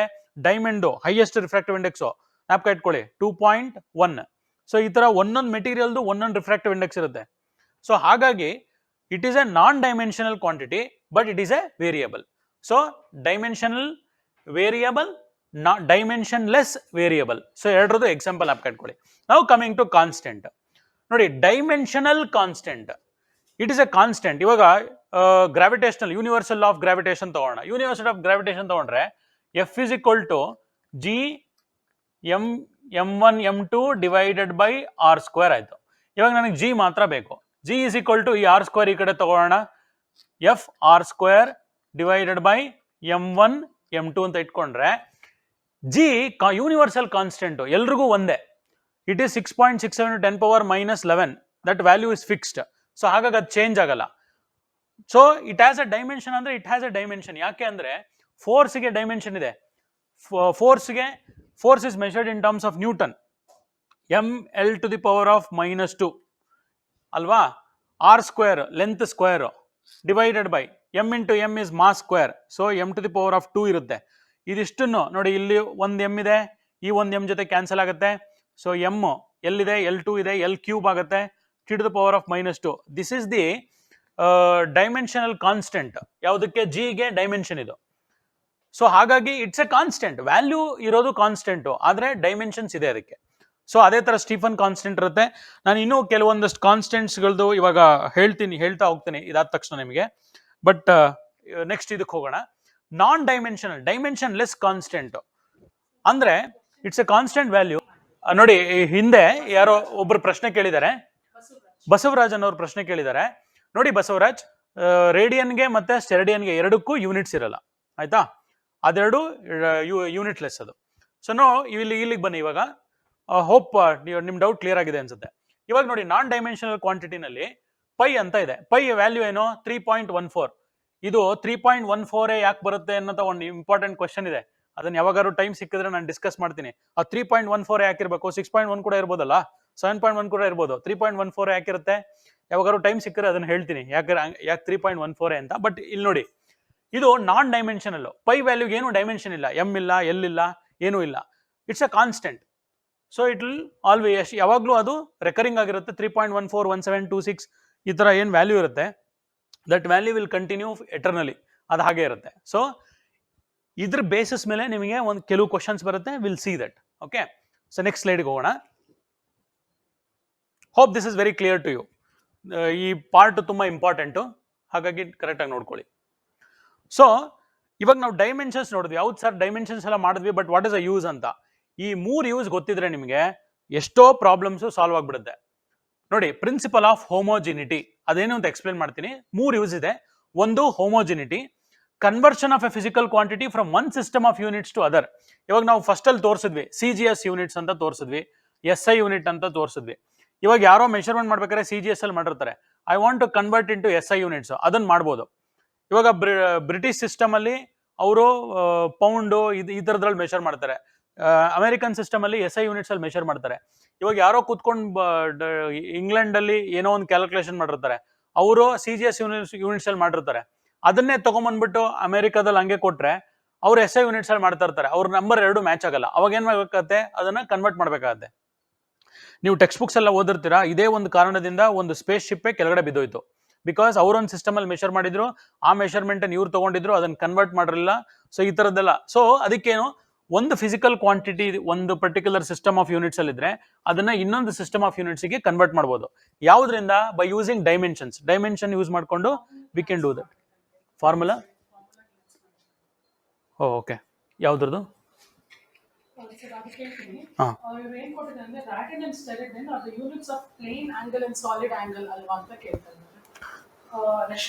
ಅಲ್ಲ, ಅದು plane angle solid angle. But ಅದು ರೇಷ್ಮಾ ಇದು ಸ್ಟೆರಡನ್ನು ಮತ್ತೆ ಇದನ್ನ ಹೇಳ್ತಿದ್ದೀರಾ, ಅದು ಪ್ಲೇನ್ ಆಂಗಲ್ ಸರಿ, ಬಟ್ ಆ ಆಂಗಲ್ಗೆ ಸಪರೇಟ್ ಯೂನಿಟ್ಸ್ ಏನೂ ಇರಲ್ಲ. Okay, I think the point is very clear to you. Okay, fine. So ನಾವು ಮೂರನೇ ವಿಚಾರ ಏನಪ್ಪಾ ಅಂದ್ರೆ deducing relation among physical quantities. ಇವಾಗ ಯಾವುದೋ ಒಂದು ರಿಲೇಷನ್ ಇದೆ, F = ma ಅಂತ ಇದೆ. ಸೊ ಇದ್ರದ್ದು ಫಿಸಿಕಲ್ ಕ್ವಾಂಟಿಟಿ ಏನಿದೆ ಅನ್ನೋದನ್ನ ನಾವು ಡಿರೈವ್ ಮಾಡ್ಬೋದು. So this is the use of the dimensions. ನಾವು ಇವಾಗ ಒಂದೊಂದ್ರೆ ಈ ಅಪ್ಲಿಕೇಶನ್ಸ್ ಏನಿದೆ, these are the applications of dimensional analysis. So ಇದ್ರದ್ದು ಒಂದೊಂದೇ ಅಪ್ಲಿಕೇಶನ್ ಏನು ಅಂತ ನಾವು ನೋಡೋಣ. ಇವಾಗ ನೆಕ್ಸ್ಟ್ ಸ್ಲೈಡ್ಗೆ ಹೋಗೋಣ. ಓಕೆ, ಅಕ್ಕ ಮಹಾದೇವಿ ಅವರು ಪ್ರಶ್ನೆ ಕೇಳಿದ್ದಾರೆ. I did not wanted go into it, but 2 minutes ಅಲ್ಲಿ ಹೇಳ್ಬಿಡ್ತೀನಿ ನಾನು. 22/7 ಮತ್ತು 3.2 ಕರೆಕ್ಟೇನೆ, ಅದ್ರಲ್ಲಿ ಏನು ತಪ್ಪಿಲ್ಲ. ಆದ್ರೆ ನನ್ನ ಕ್ವಶನ್ ಏನಿತ್ತು ಅಂತಂದ್ರೆ 3.14 ಯಾಕೆ ಬರುತ್ತೆ ಅಂತ ಸುಮ್ಮನೆ ಕೇಳಿದ್ದೆ ನಾನು. ಜಸ್ಟ್ ನಿಮ್ಗೆ ಥಿಂಕಿಂಗಿಗೆ ಹೆಲ್ಪ್ ಆಗ್ಲಿ ಅಂತ ಅಷ್ಟೇ, ಹೀಟಿಗೆ ಏನು ಹೆಲ್ಪ್ ಆಗಲ್ಲ ಇದು. ನೋಡಿ, ಇವಾಗ ಆ ಫಾರ್ಮುಲಾ ಏನ್ ಮಾಡ್ತೀವಿ? Pi is equal to metre, circumference ಎಷ್ಟು? 2πr, diameter 2 times r. ಇದೆರಡು ಕ್ಯಾನ್ಸಲ್ ಆಗುತ್ತೆ, ಅದಕ್ಕೆ ಪೈ ವ್ಯಾಲ್ಯೂ ಬರುತ್ತೆ ಅಂತ ಹೇಳ್ತೀವಿ. ಆದ್ರೆ ಪೈ ವ್ಯಾಲ್ಯೂ 3.14 ಯಾಕಿರುತ್ತಪ್ಪ ಅಂದ್ರೆ, ನೋಡಿ ಇಲ್ಲಿ ಮಾಡಿದ್ದನ್ನ ನಾವು ಬೇರೆ ಫಿಗರ್ಗೂ ಮಾಡಿ ನೋಡೋಣ. Let us say we take A square. ಈ ಸ್ಕ್ವೇರ್ದು ಲೆಂತ್ a ಇದೆ ಅಂತ ಇಟ್ಕೊಳ್ಳಿ. ಇದ್ರದ್ದು ಇದು ಡಯಾಗ್ನಲ್ ಎಷ್ಟಿರುತ್ತೆ? √2a ಇರುತ್ತೆ. ಇದು ಪೈಥಾಗರಸ್ ಥಿಯರಮ್ ಯೂಸ್ ಮಾಡಿದ್ರೆ ಸ್ಕ್ವೇರ್ ಇಂದ hypotenuse is sum of the squares ಅಂತ ಅದರ್ ಸುಡ್ರೆ, ಅದಕ್ಕೋಸ್ಕರ ಇದು √2a ಆಗುತ್ತೆ. ಸೊ ಇವಾಗ ಇದರಲ್ಲಿ ಇದ್ರದ್ದು ಸರ್ಕಂಫರೆನ್ಸ್ ಅಂದ್ರೆ ಪೆರಿಮೀಟರ್ ಅಂತ ಅರ್ಥ. ಬೇಸಿಕಲಿ ಸರ್ಕಂಫರೆನ್ಸ್ ಎಷ್ಟು? 4a. ಇದ್ರದ್ದು ಡಯಾಗ್ನಲ್ ಎಷ್ಟು? ಇಲ್ಲೇನೋ ಡಯಾಮೀಟರ್ ಡಿವೈಡ್ ಮಾಡಿದ್ದಾರೆ. ಡಯಾಮೀಟರ್ ಅಂದ್ರೆ ಏನು? Longest card in the given polygon. So ಇದರಲ್ಲಿ ಇದ್ರ √2a ಮಾಡಿದ್ರೆ ನೋಡಿ, ಈ a ಕ್ಯಾನ್ಸಲ್ ಆಗುತ್ತೆ. 4/√2 ಎಷ್ಟಾಗುತ್ತೆ? ನೀವು ಮಾಡಿ ನೋಡಿ 4/√2 ಎಷ್ಟಾಗುತ್ತೆ ಅಂತ. √2 is 1.14. ಸೊ 4/√2 2.8 ಆಗುತ್ತೆ. ಆಯ್ತಾ? ನೆಕ್ಸ್ಟ್ ಪಾಲಿಗನ್ಗೆ ಹೋಗೋಣ. ಒಂದು ಹೆಕ್ಸಾಗನ್ ಬರ್ಕೊಳ್ತೀನಿ ನೋಡಿ ಸುಮ್ಮನೆ. ಈಚ್ ಸೈಡ್ a ಇದೆ ಅಂತ ಇಟ್ಕೊಳ್ಳಿ. ಇದನ್ನೆಲ್ಲ ಇವಾಗ ಇದೇನಾಗುತ್ತೆ? ಇದು a ಎಲ್ಲ a ಇರುತ್ತೆ. ಇದ್ರದ್ದು ಸರ್ಕಂಫರೆನ್ಸ್ ಎಷ್ಟಪ್ಪ ಅಂದ್ರೆ 6 times a. 6 times a. ನೋಡಿ ಇದ್ರ ಡಯಾಗ್ನಲ್ ಎಷ್ಟಿದೆ? a + a 2a ಇರುತ್ತೆ. ಹೆಕ್ಸಾಗನ್ ಆದ್ರೆ a ಕ್ಯಾನ್ಸಲ್ ಆಯ್ತು, 3 ಆಯ್ತು. ನೋಡಿ ಇವಾಗ ಇಂಟ್ರೆಸ್ಟಿಂಗ್ ಫ್ಯಾಕ್ಟ್ ಏನು? ನಾವು ಒಂದು ಸ್ಕ್ವೇರ್ ಇಂದ ಹೆಕ್ಸಾಗನ್ ಅಂದ್ರೆ ನಂಬರ್ ಆಫ್ ಸೈಡ್ಸ್ ಚೇಂಜ್ ಆಯ್ತು. ಹೋಗೋ ಅಷ್ಟೊತ್ತಿಗೆ 2.8 ಇದ್ದಿದ್ದು 3 ಆಗೋಯ್ತು. ಇದೇ ತರ ನಂಬರ್ ಆಫ್ ಸೈಡ್ಸ್ ನ ಜಾಸ್ತಿ ಮಾಡ್ಕೊಳ್ತಾ ಹೋದ್ರೆ ನಿಮಗೆ ಸರ್ಕಲ್ ಬಂದ್ಬಿಡುತ್ತೆ. ಯಾಕಂದ್ರೆ ಈ ಸೈಡ್ ಅನ್ನ ಚಿಕ್ಕದ್ ಮಾಡ್ತಾ ಹೋದ್ರೆ ಬೇರೆ ಬೇರೆ ಪಾಲಿಗನ್ ಸಿಗುತ್ತೆ. ಆಮೇಲೆ ಏನಾಗುತ್ತೆ? ಈ ವ್ಯಾಲ್ಯೂ 3.14 ಅದಾದ್ಮೇಲೆ ರೆಕರಿಂಗ್ ಆಗ್ತಾ ಇರುತ್ತೆ. ರೆಕರಿಂಗ್ ಯಾಕಾಗುತ್ತೆ ಅಂದ್ರೆ ನಂಬರ್ ಆಫ್ ಸೈಡ್ಸ್ ಇನ್ಕ್ರೀಸ್ ಮಾಡ್ತಿದ್ದಂಗೆ ಈ ವ್ಯಾಲ್ಯೂ ಚೇಂಜ್ ಆಗ್ತಾ ಹೋಗುತ್ತೆ. ಅದಕ್ಕೆ ನೀವು ಜಾಮೆಟ್ರಿನಲ್ಲಿ ಈ ಯಾವುದೋ ಈ ಫಸ್ಟ್ ಟ್ರಯಾಂಗಲ್ ಕಲಿತೀರಾ, ಆಮೇಲೆ ಸ್ಕ್ವೇರ್ಸ್ ಪ್ಯಾರಲೋಗ್ರಾಮ್ ಆ ಥರದ್ದು ಕರಿತೀರಾ, ಆಮೇಲೆ ಸರ್ಕಲ್ಸ್ ಕರಿತೀರಾ. ಸರ್ಕಲ್ ಆದ್ಮೇಲೆ ಬೇರೆ ಯಾವುದು ಜಾಮೆಟ್ರಿಕಲ್ ಫಿಗರ್ ಇಲ್ಲ. ಸೊ ಅದಕ್ಕೆ we stop there. Okay, so this is the interesting fact about pi value. ಅದಕ್ಕೆ 3.14 ಇರುತ್ತೆ, ಅದಾದ್ಮೇಲೆ ಏನು ಚೇಂಜ್ ಆಗಲ್ಲ. Okay, fine. ಯಾ, ನೋಡಿ next principle of homogeneity. So dimensions of all terms in an equation must be identical. ಅಂದ್ರೆ ಒಂದು simple example ತಗೊಂಡಿದ್ದೀನಿ equations of motion ಇಂದ. S = ut + ½ at². ಇಲ್ಲಿ s ಬದಲು x ಅಂತ ಬರೆದಿದ್ದೀವಿ ಅಷ್ಟೇ, ಅದ್ರಲ್ಲಿ ಏನಿದಿಲ್ಲ. s ಅಂದ್ರೆ ಏನು? ಡಿಸ್ಟೆನ್ಸ್ ಅಂತ ಅರ್ಥ. ಡಿಸ್ಟೆನ್ಸ್ ಯೂನಿಟ್ ಏನು? L. Distance is measured in length and therefore L ಇರುತ್ತೆ. ಸೊ ಇಲ್ಲಿ ಈಕ್ವೇಶನ್ ಬರೀತೀನಿ ನಿಮಗೆ ಗೊತ್ತಿರೋ ತರ. S = ut + ½ at². ಸೊ ಇದ್ರದ್ದು ಡೈಮೆನ್ಷನ್ L. ut ಅಂದ್ರೆ ಏನು? Velocity into time. ವೆಲಾಸಿಟಿಗೆ ಯೂನಿಟ್ಸ್ ಏನು? Length by time. Distance by time ಅಲ್ವಾ? ಸೊ ಲೆಂತ್ ಬೈ ಟೈಮ್ ಆಯ್ತು. ಸೊ ಇಂಟು ಟೈಮ್ ಇದೆ. ಈ ಟೈಮು ಕ್ಯಾನ್ಸಲ್ ಆಗುತ್ತೆ ಇಲ್ಲಿ, ದೇರ್ ಫಾರ್ L ಮಿಕ್ತು. ಆಯ್ತಾ? ಸೊ ಇಲ್ಲೇನಾಯ್ತು? u × 2t ಕೂಡ L ಆಯ್ತು. Next ½ at². ಹಾಫ್ ಅನ್ನೋದು ಕಾನ್ಸ್ಟೆಂಟ್, ಸೊ ಅದನ್ನು ತಗೊಳ್ಳಲ್ಲ ನಾವು. a × t² ತಗೋತೀವಿ. ಆಕ್ಸಲರೇಷನ್ ಏನು? Rate of change of velocity L/T. So L/T square ಆಯ್ತು. ಇಲ್ಲಿ ಇನ್ ಟಿ ಸ್ಕ್ವೇರ್ ಇದೆ, ಇಲ್ಲೊಂದು ಟಿ ಸ್ಕ್ವೇರ್ ಇದೆ. ಸೊ ದೇರ್ ಫೋರ್ ಈ ಟಿ ಸ್ಕ್ವೇರ್ ಕ್ಯಾನ್ಸಲ್ ಆಯ್ತು, ನಿಮಗೆ ಎಲ್ ಮಾತ್ರ ಮಿಗ್ತು. ಸೊ ಇದು L+L 2L ಅಲ್ವಾ ಅಂದ್ರೆ ಕರೆಕ್ಟ್, 2L ಅಂತ ಇಟ್ಕೊಳ್ಳಿ. ಬಟ್ ಸ್ಟಿಲ್ ಡೈಮೆನ್ಷನ್ ಅಂತ ನೋಡಿದ್ರೆ ಡೋಂಟ್ ಸಿ ದಿ ಕಾನ್ಸ್ಟೆಂಟ್, ಆ ಕಾನ್ಸ್ಟೆಂಟ್ ವ್ಯಾಲ್ಯೂ ಇಟ್ಕೋಬೇಡಿ. ಡೈಮೆನ್ಷನ್ ಇದು ಲೆಂತ್. ಸೊ ಎಲ್ಲಾ ಟರ್ಮು, ಆ ಈಕ್ವೇಶನ್ ಇರುವಂತ ಎಲ್ಲಾ ಟರ್ಮು ಒಂದೇ ಡೈಮೆನ್ಷನ್ ಅಲ್ಲಿ ಇದೆ. ಸೊ ಹಾಗಾಗಿ ದಿಸ್ ಇಸ್ ಡೈಮೆನ್ಷನಲಿ ಕರೆಕ್ಟ್. ನಿಮಗೆ ಕ್ವಶನ್ಸ್ ಕೇಳಿರ್ತಾರೆ, prove the given equation is dimensionally correct ಅಂತ. ಪ್ರತಿ ಒಂದೊಂದು ಟರ್ಮು ತಗೊಂಡು ಅದ್ರ ಡೈಮೆನ್ಷನ್ ಸೇಮ್ ಇದೆಯಾ ಅಂತ ನೋಡ್ಕೊಳ್ತಾ ಬಂದ್ರೆ ನಿಮಗೆ ಅದು ಈಸಿಯಾಗಿ ಬಂದ್ಬಿಡುತ್ತೆ. ಸರಿ, ನೆಕ್ಸ್ಟ್ ಇದಕ್ಕೆ ಹೋಗೋಣ. ಇದು ಮೊದಲನೇ use of application of dimension analysis. Going to the next, conversion of given physical quantity. ಇದು ತುಂಬಾ ಇಂಪಾರ್ಟೆಂಟು. ಇದ್ರ ಮೇಲೆ ಸುಮಾರು ಪ್ರಾಬ್ಲಮ್ಸ್ ಬರುತ್ತೆ. 100% ನಿಮ್ಗೆ ಇದರಲ್ಲಿ ಒಂದು ಪ್ರಾಬ್ಲಮ್ ಬಂದೇ ಬರುತ್ತೆ, ಆಯ್ತಾ. Conversion of a physical quantity from one system of units to other. So ಈ ಸ್ಮಾಲರ್ ಡೀಟೇಲ್ಸ್ಗೆಲ್ಲ ನಾನು ಹೋಗಲ್ಲ, ಡೈರೆಕ್ಟ್ ಆಗಿ ನಿಮಗೆ ಇದನ್ನ ಹೇಳ್ತೀನಿ. ನೋಡಿ, ಯಾವುದೋ ಒಂದು ಸಿಸ್ಟಮ್ ಆಫ್ ಯೂನಿಟ್ಸ್ ಅಲ್ಲಿ m to the power of a, m1, L1 to the power of b, c1, ಸಾರಿ ಇದು ಬೇಡ. So T1 to the power of c. ಆಮೇಲೆ ಇದು ಯಾವುದೋ ಒಂದು ಯೂನಿಟ್, ಇದು ಇನ್ನೊಂದು ಯೂನಿಟ್. ನೋಡಿ, ಇದರಲ್ಲಿ ಇದು CGS ಯೂನಿಟ್ಸ್ ಅಲ್ಲಿ ಇದೆ ಅಂತ ಇಟ್ಕೊಳ್ಳೋಣ. ಅಂದ್ರೆ ಇಲ್ಲಿ ಮೆಷರ್ ಮಾಡಿರುವ ಮಾಸು ಗ್ರಾಮ್ ಅಲ್ಲಿ ಇದೆ, ಇಲ್ಲಿ ಮೆಷರ್ ಮಾಡಿರುವ ಲೆಂತ್ ಸೆಂಟಿಮೀಟರ್ ಅಲ್ಲಿ ಇದೆ, ಟೈಮು ಸೆಕೆಂಡ್ಸ್ ಅಲ್ಲೇ ಇದೆ. ಸೊ ಇನ್ನೊಂದು ಯೂನಿಟ್ ತಗೋತೀನಿ, ಅದನ್ನ m2 to the power of a, L2 to the power of b, T2 to the power of c ಅಂತ ತಗೋತೀನಿ. ಇದು SI ಯೂನಿಟ್ ಅಲ್ಲಿ ಇದೆ ಅಂತ ಇಟ್ಕೊಳ್ಳೋಣ. SI ಯೂನಿಟ್ ಅಂದ್ರೆ ಮಾಸು ಕೆಜಿ ನಲ್ಲಿದೆ, ಲೆಂತ್ ಮೀಟರ್ಸ್ ಅಲ್ಲಿದೆ, ಟೈಮು ಸೆಕೆಂಡ್ಸ್ ಅಲ್ಲಿದೆ. ಸೊ ಟೈಮು ಇನ್ವೇರಿಯಬಲಿ ತುಂಬಾ ಸೆಕೆಂಡ್ಸ್ ಅಲ್ಲೇ ಇರುತ್ತೆ. ಸೊ ಇವಾಗ the quantity in this is N1 is the quantity. So ಇಲ್ಲಿ ಈಕ್ವೇಶನ್ ನೋಡ್ತಿದ್ದೀರಾ, N1 U1 is equal to N2 U2. ಇದು ಆ ಸಿಸ್ಟಮ್ ಅಲ್ಲಿರುವಂತ ಯೂನಿಟ್ಸ್ ಮತ್ತೆ ಅದ್ರ ಅಸೋಸಿಯೇಟೆಡ್ ಆಗಿರೋ ನಂಬರ್. ಎಕ್ಸಾಂಪಲ್ ಕೊಡ್ತೀನಿ, ನಿಮ್ಗೆ ಕ್ಲೀನ್ ಆಗಿ ಗೊತ್ತಾಗ್ಬಿಡುತ್ತೆ. ಸೊ ಇವಾಗ ನನಗೆ N2 ನಲ್ಲಿ ಅದು ಎಷ್ಟು ವ್ಯಾಲ್ಯೂ ಅಂತ ಗೊತ್ತಾಗಬೇಕು ಅಂತ ಇಟ್ಕೊಳ್ಳಿ. ಯಾವುದೋ ಒಂದನ್ನ CGS ಅಲ್ಲಿ ಕೊಟ್ಟಿದ್ದಾರೆ, ಆ CGS ಅಲ್ಲಿ ಕೊಟ್ಟಿರೋದು SI ಯೂನಿಟ್ಸ್ ಅಲ್ಲಿ ಎಷ್ಟು ವ್ಯಾಲ್ಯೂ ಎಷ್ಟು ಅಂತ ನಮಗೆ ಗೊತ್ತಾಗಬೇಕು ಅಂತ ಇಟ್ಕೊಳ್ಳಿ. ಅವಾಗ ಏನ್ ಮಾಡಬೇಕು ಅಂತ ಕ್ವಶನ್. ಸೊ ಅದೇ ತರ ಇವಾಗ ಸಪೋಸ್ ಯಾವುದ್ರೊಳಗೆ SI ಯೂನಿಟ್ಸ್ ಅಲ್ಲಿ ಕೊಟ್ಟಿರ್ತಾರೆ, ಅದನ್ನ CGS ಅಲ್ಲಿ ನಾನು ಕಂಡುಹಿಡಿಬೇಕು ಅಂತ ಇಟ್ಕೊಳ್ಳಿ.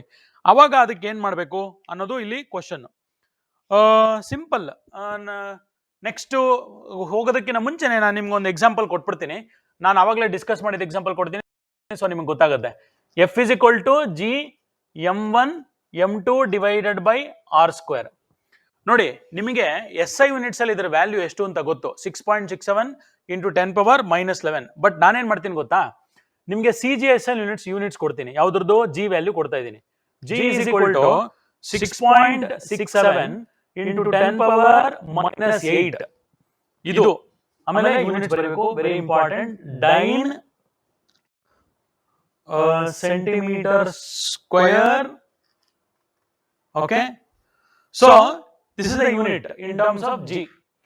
ಇದು CGS ಯೂನಿಟ್ಸ್ ಅಲ್ಲಿ ಇದೆ. ನನಗೆ SI ಯೂನಿಟ್ಸ್ ಅಲ್ಲಿ G ವ್ಯಾಲ್ಯೂ ಏನು ಅಂತ ಬೇಕು ಅಂತ ಇಟ್ಕೊಳ್ಳಿ. ಏನಕ್ಕೆ ಇದು ಅಂದ್ರೆ ನಿಮ್ಗೆ ಆಲ್ರೆಡಿ ಗೊತ್ತಲ್ವಾ, ಅದಕ್ಕೋಸ್ಕರ ಅದನ್ನ ಹೇಳ್ತಿದ್ದೀನಿ. ಸೊ ಇವಾಗ ಏನ್ ಮಾಡ್ಬೇಕು ನಾನು ಅದನ್ನ, ಸೊ ಅದನ್ನ ಬರ್ಕೊಳ್ಳೋದು ತುಂಬಾ ಸಿಂಪಲ್. ಇವಾಗ ನಾನು ಏನ್ ಮಾಡ್ತೀನಿ, ಅದ್ರಲ್ಲಿ ಗೊತ್ತಾಗಬೇಕು. So N2 is equal to N1 N divided by M2 to the power of A, L1 by L2 to the power of B, ಮತ್ತೆ T1 by T2 to the power of C ಅಂತ ಇಟ್ಕೊಳ್ಳಿ. ಇವಾಗ ನಮಗೆ CGS units ಅಲ್ಲಿ ಎಷ್ಟು ಅಂತ ಗೊತ್ತು, 6.67 into 10 power minus 8 ಇದೆ. ಇಲ್ಲಿ ನೋಡಿ, ಇವಾಗ ನಾವೇನ್ ಮಾಡ್ಬೇಕು, ಇದನ್ನ 1 by kg in terms of grams ಅಂದ್ರೆ 1000 grams is equal to 1 kg. So ಇಲ್ಲಿ ಐಡಿಯಾ ಇಷ್ಟೇ, ಎರಡನ್ನು ಒಂದೇ ಯೂನಿಟ್ ಅಲ್ಲಿ ಮಾಡಬೇಕು.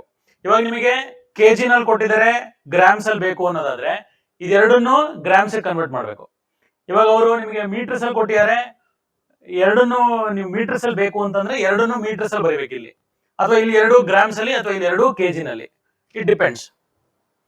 So to the power of -1 1 by 100 to the power of 3 1 by 1 -2. So ಇದರ ವ್ಯಾಲ್ಯೂ 6.67 into 10⁻11 ಬರುತ್ತೆ. ನೀವು ಕ್ಯಾಲ್ಕುಲೇಟ್ ಮಾಡಿ ನೋಡಿ. ಓಕೆ, ಇದ್ರದ್ದು ಒಂದು ಎಕ್ಸಾಂಪಲ್ ಇದೆ ನೋಡಿ. ಅದರಲ್ಲಿ ನೆಕ್ಸ್ಟ್ ಸ್ಲೈಡ್ಗೆ ಹೋಗೋಣ.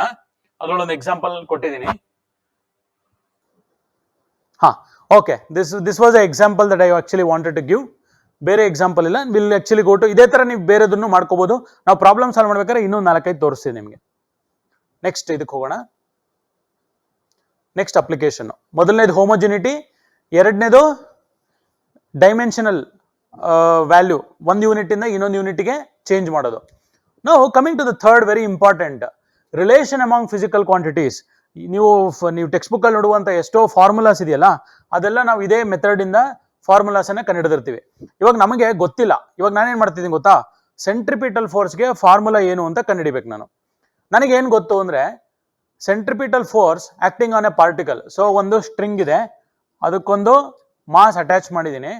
ಇದು ಇಷ್ಟು ಡಿಸ್ಟೆನ್ಸ್ ಅಲ್ಲಿ ಇದೆ. ಆ ಡಿಸ್ಟೆನ್ಸ್ ನ ರೇಡಿಯಸ್ ಅಂತ ಕರಿತೀನಿ. ನಾನು ಇಲ್ಲಿ ಕೈಯಲ್ಲಿ ಇಟ್ಕೊಂಡು ನೋಡಿ, ಇಲ್ಲಿ ಕೈಯಲ್ಲಿ ಇಟ್ಕೊಂಡು ನಾನು ಇದನ್ನ ರೊಟೇಟ್ ಮಾಡ್ತಾ ಇದ್ದೀನಿ ಹೀಗೆ, ಆಯ್ತಾ? ಹಿಂಗ್ ರೊಟೇಟ್ ಮಾಡ್ತಾ ಇದ್ದೀನಿ. ಸೊ ಇಲ್ಲೊಂದು ಆಬ್ಜೆಕ್ಟ್ ಇದೆ, ಆ ಮಾಸಿಗೊಂದು ಮಾಸ್ ಇದೆ, ಆ ಆಬ್ಜೆಕ್ಟಿಗೆ ಒಂದು ಮಾಸ್ ಇದೆ, ಮತ್ತೆ ಅದು ಈ ತರ ರೌಂಡ್ ಹೊಡಿಬೇಕಾದ್ರೆ ಪರ್ಟಿಕ್ಯುಲರ್ ವೆಲಾಸಿಟಿನಲ್ಲಿ ರೌಂಡ್ ಹೊಡಿತಿದೆ ಅಂತ ಇಟ್ಕೊಳ್ಳಿ. ಇವಾಗ ಏನು ನಂಗೆ ಗೊತ್ತಾಗಬೇಕು ಅಂದ್ರೆ, ಈ ಫೋರ್ಸ್ ಇದೆಯಲ್ಲ, ಇದನ್ನ ಹಿಡ್ಕೊಂಡು ಪುಷ್ ಮಾಡ್ತಿರುವಂತ ಫೋರ್ಸು, ಆ ಫೋರ್ಸ್ಗೆ ಏನ್ ರಿಲೇಷನ್ ಅಂತ ಕಂಡುಹಿಡಿಬೇಕು ನಾನು. ನನಗೇನು ಗೊತ್ತು, ಇಲ್ಲಿ ಈ ಫೋರ್ಸ್ ಯಾವ್ದ್ರಿಂದ ಬರ್ತಿದ್ಯಪ್ಪ ಅಂದ್ರೆ, ಈ ಆಬ್ಜೆಕ್ಟ್ಗೆ ಒಂದು ಮಾಸ್ ಇದೆ, ಅದಕ್ಕೊಂದು ವೆಲಾಸಿಟಿ ಇದೆ, ಮತ್ತೆ ಅದು ಇಷ್ಟೋ ಡಿಸ್ಟೆನ್ಸ್ ಅಲ್ಲಿ ಇದೆ. ಇದು ಮೂರು ನನಗೆ ಗೊತ್ತಿರುವಂತ ಕ್ವಾಂಟಿಟಿ. ಅದರ ಡೈಮೆನ್ಷನ್ಸ್ ಏನು ಅಂತ ನನಗೆ ಗೊತ್ತಿಲ್ಲ. So F is proportional to M. Proportional ಬರೀತಿದ್ದೀನಿ ನೋಡಿ, ಈಕ್ವಲ್ ಟು ಬರೀತಿಲ್ಲ. m to the power of a ಅದು ಎಷ್ಟು ಅಂತ ಗೊತ್ತಿಲ್ಲ ನನಗೆ. b to the power of b ಮತ್ತೆ r to the power of c ಈ ತರ ಇದೆ ಅಂತ ಇಟ್ಕೊಳ್ಳಿ. ಈ ಪ್ರಪೋರ್ಷನಾಲಿಟಿ ಕಾನ್ಸ್ಟೆಂಟ್ ಯಾವುದೇ ಫಾರ್ಮುಲಾ ಡಿರೈವ್ ಮಾಡಬೇಕಾದ್ರೆ ಎಲ್ಲಾದ್ರೂ ಆಗಲಿ, ಈ ಪ್ರಪೋರ್ಷನಾಲಿಟಿ ಕಾನ್ಸ್ಟೆಂಟ್ ನಾವು ರಿಮೂವ್ ಮಾಡಬೇಕು ಅಂತಂದ್ರೆ ನಾವು ಈಕ್ವಲ್ ಟು ಬರೀಬೇಕು ಅಂದ್ರೆ ಒಂದು ಪ್ರಪೋರ್ಷನಾಲಿಟಿ ಕಾನ್ಸ್ಟೆಂಟ್ ಬರ್ಕೋಬೇಕು. m to the power of a, b to the power of b, r to the power of c ಅಂತ ಬರದೆ ಅಂತ ಇಟ್ಕೊಳ್ಳಿ. ಇವಾಗ ನಾನೇನ್ ಮಾಡ್ಬೇಕು, ಈ ಪರ್ಟಿಕ್ಯುಲರ್ ಎಂ ಎಷ್ಟು, ವಿ ಎಷ್ಟು, ಆರ್ ಎಷ್ಟು, ಅದಕ್ಕಿರೋ ಡೈಮೆನ್ಷನ್ ಎಷ್ಟು ಅಂತ ಗೊತ್ತಾಗಬೇಕಾದ್ರೆ ಅದನ್ನ ನಾನು ಫೋರ್ಸ್ಗೆ ಈಕ್ವಲ್ ಟು ಮಾಡಿದ್ದೀನಿ. ಸೊ ಈ ತರ ಯಾವುದೇ ಈಕ್ವಲ್ ಟು ನೋಡಿ, ಇಲ್ಲಿ ಒಂದು ಇಂಪಾರ್ಟೆಂಟ್ ಐಡಿಯಾ ನಿಮಗೆ, ಯಾವಾಗಾದ್ರೂ ನಿಮಗೆ ಈ ಕಾನ್ಸ್ಟೆಂಟ್ ಅನ್ನ ಕಂಡುಹಿಡಿಬೇಕು ಅಂತ ಇಟ್ಕೊಳ್ಳಿ, ಅದು ಯಾವುದೋ ಒಂದು ಡೆಸಿಮಲ್ ಇರುತ್ತೋ, ಅದು ಯಾವುದೋ ಒಂದು ಪರ್ಟಿಕ್ಯುಲರ್ ವ್ಯಾಲ್ಯೂ ಇರುತ್ತೆ ಅಂತ ಇಟ್ಕೊಳ್ಳಿ. ಅವಾಗ you should not take this particular constant to be equal to 1. ಅಂದ್ರೆ ಕ್ವಶನ್ ಅಲ್ಲಿ ಕಾನ್ಸ್ಟೆಂಟ್ ಅನ್ನೇ ಕೇಳಿದ್ರೆ ಅದನ್ನ 1ಗೆ ಈಕ್ವಲ್ ಟು ಮಾಡ್ಕೋಬಾರ್ದು. ಬೇರೆ ಈ ಎ ಬಿ ಸಿ ಏನಪ್ಪಾ ಅಂತ ಕೇಳಿರ್ತಾರೆ ಕೆಲವು ಟೈಮಲ್ಲಿ. ಅವಾಗ ಏನ್ ಮಾಡ್ಬೇಕು, ಈ ಕಾನ್ಸ್ಟೆಂಟ್ ಅನ್ನ 1 ಅಂತ ಮಾಡ್ಕೋಬೇಕು ನೋಡಿ. ಅದಕ್ಕೇನೆ coming to Newton's laws, force is proportional to a can be written as rate of change of, or it can be written as f proportional to m into v minus u divided by t. Proportional ಅಂತ ಕೊಟ್ಟಿದ್ದಾರೆ, not equal to ಅಂತ ಕೊಟ್ಟಿಲ್ಲ. Equal to ಅಂತ ಕೊಡಬೇಕಾದ್ರೆ f is equal to some constant times m into a. ನಾವು ಈ k ನ 1 ಮಾಡ್ಬಿಡ್ತೀವಿ, ಅವಾಗ it becomes f is equal to m into a. ಇದನ್ನ ಹೆಂಗ್ 1 ಮಾಡ್ತೀವಿ, by defining what is the value of force. Force is measured in terms of newton ಅಲ್ವಾ. ಅವಾಗ 1 kg when accelerated by an acceleration of 1 meter per second square will give you 1 Newton force. So ಇವಾಗ ಏನಾಯ್ತು, ಈ K value 1 ಆಗೋಯ್ತು. So ಇದು ನಮಗೆ ತುಂಬಾ help ಆಗುವಂತ ವಿಷಯ ಇಲ್ಲಿ. ಸೊ ಅದೇ ತರ ಇಲ್ಲಿ ಈ ಕೆ ವ್ಯಾಲ್ಯೂನ 1 ಮಾಡಿದೀವಿ. ಮಾಡಿದ ತಕ್ಷಣ ಫೋರ್ಸ್ಗೆ ನಂಗೆ ಡೈಮೆನ್ಷನ್ ಗೊತ್ತು ಏನು, m to the power of 1, l to the power of 1, t to the power of -2 ಅದೇ ಇಲ್ಲಿರೋದು. ಅದನ್ನ ನಾನೇನ್ ಮಾಡ್ತೀನಿ, ಇಲ್ಲಿರುವ ಟರ್ಮ್ಗೆ ಈಕ್ವೇಟ್ ಮಾಡ್ತಿದ್ದೀನಿ. ಇಲ್ಲಿ ನೋಡಿ, m to the power of a, b, t to the power of -b. ಯಾಕೆ ಹಂಗ್ ಬಂತು ಅಂತಂದ್ರೆ, before that we have written this. M mass M ಮಾತ್ರ ಇರುತ್ತೆ, ವೆಲಾಸಿಟಿನಲ್ಲಿ distance by time L, T to the power of -1, whole to the power of B, L to the power of C. ನೋಡಿ ಇಲ್ಲಿ ಎಲ್ಗೆ B ಇದೆ ಆಯ್ತಾ, ಆಮೇಲೆ ಎಲ್ಗೆ C ಕೂಡ ಇದೆ. ಅದಕ್ಕೆ ಈ ಟರ್ಮ್ನಲ್ಲಿ ಬಿ ಪ್ಲಸ್ ಸಿ ಅಂತ ಬರ್ಕೋತೀವಿ ಇಲ್ಲಿ, ಆ ಡೈಮೆನ್ಷನ್ ಈಕ್ವೇಟ್ ಮಾಡಬೇಕು ಅಂತಂದ್ರೆ. So m to the power of l, m to the power of 1, l to the power of 1, t to the power of -2 ಅದೇನಿದೆ ಫೋರ್ಸ್ಗಿದೆ ಅದು. ಅದನ್ನ ನಾವೇನ್ ಮಾಡ್ತಿದೀವಿ, ಈ ಟರ್ಮ್ಗೆ ಈಕ್ವೇಟ್ ಮಾಡ್ಕೋತಾ ಇದೀವಿ. So m to the power of a ಹಂಗೆ ಇದೆ, ನೋಡಿ l to the power of b ಇರುತ್ತೆ, ಹಂಗೆ ಬರ್ಕೊಂಡಿದ್ದೀನಿ.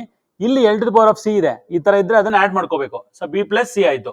So t to the power of -1 to the power of b ಅಂದ್ರೆ t to the power of -b ಇದಾಯ್ತು. ನಾವು ಇದೆರಡನ್ನು ಈಕ್ವೇಟ್ ಮಾಡ್ರೆ ಏನಾಗುತ್ತೆ, ಎ ಇಸ್ ಈಕ್ವಲ್ ಟು ನೋಡಿ ಎ ವ್ಯಾಲ್ಯೂ ಏನಾಗುತ್ತೆ 1 ಆಯ್ತು, ಎ ಇಸ್ ಈಕ್ವಲ್ ಟು 1 ಆಯ್ತು. B plus c, b is equal to 2 ಇದರಲ್ಲಿ ಆಯ್ತಾ. B plus c is equal to 1 ಇದನ್ನ ಕಂಪೇರ್ ಮಾಡಿದ್ರೆ ಎ ವ್ಯಾಲ್ಯೂ ಸಿಕ್ತು, ಎಲ್ ಅನ್ನು ಕಂಪೇರ್ ಮಾಡಿದ್ರೆ ಬಿ ಪ್ಲಸ್ ಸಿ ಸಿಕ್ತು, ಟಿ ನ ಕಂಪೇರ್ ಮಾಡಿದ್ರೆ ಇಲ್ಲಿ ಬಿ ವ್ಯಾಲ್ಯೂ ಇನ್ನೊಂದು ಸಿಕ್ತು. So -2 is equal to -2 is equal to -2 is equal to -b. So minus minus cancel ಆಯ್ತು, ಬಿ ಇಸ್ ಈಕ್ವಲ್ ಟು 2 ಆಯ್ತು. ಬಟ್ ನನಗೇನು ಗೊತ್ತು, b plus c is equal to 1 ಅಂತ ಗೊತ್ತು. ಈ ಬಿ ವ್ಯಾಲ್ಯೂನ 2 ಅಂತ ಸಬ್ಸ್ಟಿಟ್ಯೂಟ್ ಮಾಡ್ತೀರಾ, ಮಾಡಿದ್ರೆ ಸಿ ವ್ಯಾಲ್ಯೂ ಎಷ್ಟು ಅಂತ ಸಿಗುತ್ತೆ. ಇವಾಗ ನನಗೆ ಎ ವ್ಯಾಲ್ಯೂ ಗೊತ್ತು, ಬಿ ವ್ಯಾಲ್ಯೂ ಗೊತ್ತು, ಸಿ ವ್ಯಾಲ್ಯೂ ಗೊತ್ತು. ಅದನ್ನ ಇಲ್ಲಿ ತಂದು ಸಬ್ಸ್ಟಿಟ್ಯೂಟ್ ಮಾಡ್ತೀನಿ. ಏನಿದೆ ನೋಡಿ, ಈ ಕಾನ್ಸ್ಟೆಂಟ್ ಟರ್ಮ್ ಹಂಗೆ ಇಟ್ಕೊಳ್ಳೋಣ. ಇವಾಗ ನೋಡಿ f is equal to k m to the power of ಎಷ್ಟಿದೆ, ಎ 1 ಇದೆ, ಸೊ ಅದು 1 ಇರುತ್ತೆ. ಸೊ ಈ ವಿಗೆ ಎಷ್ಟಿದೆ 2 ಇದೆ, ಸೊ ಬಂತು 2. So R to the power of -1. So ಅದಕ್ಕೆ force, centripetal force is mv² divided by R. So ಈ ತರ ಯಾವುದೇ ಒಂದು ಪರ್ಟಿಕ್ಯುಲರ್ ಫಾರ್ಮುಲಾನ ನಾವು ಡಿರೈವ್ ಮಾಡ್ಬೋದು by using this particular idea. Okay, so next ಮುಂದಕ್ಕೆ ಹೋಗೋಣ. ಹಾ ಹಾ ಹಾ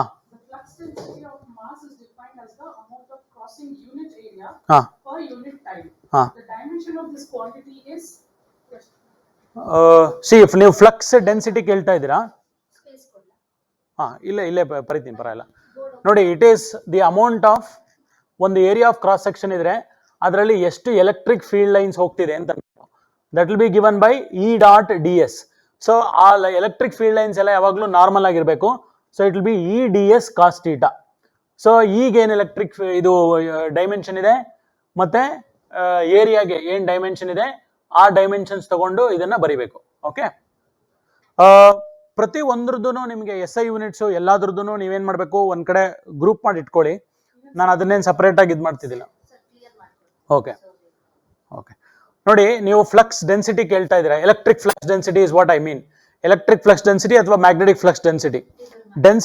ಡೆನ್ಸಿಟಿ ಅಂದ್ರೆ ಏನು, per area of cross section ಎಷ್ಟು ಲೈನ್ ಬರ್ತಿದೆ ಅಂತ ಅಂದ್ಬಿಟ್ಟು.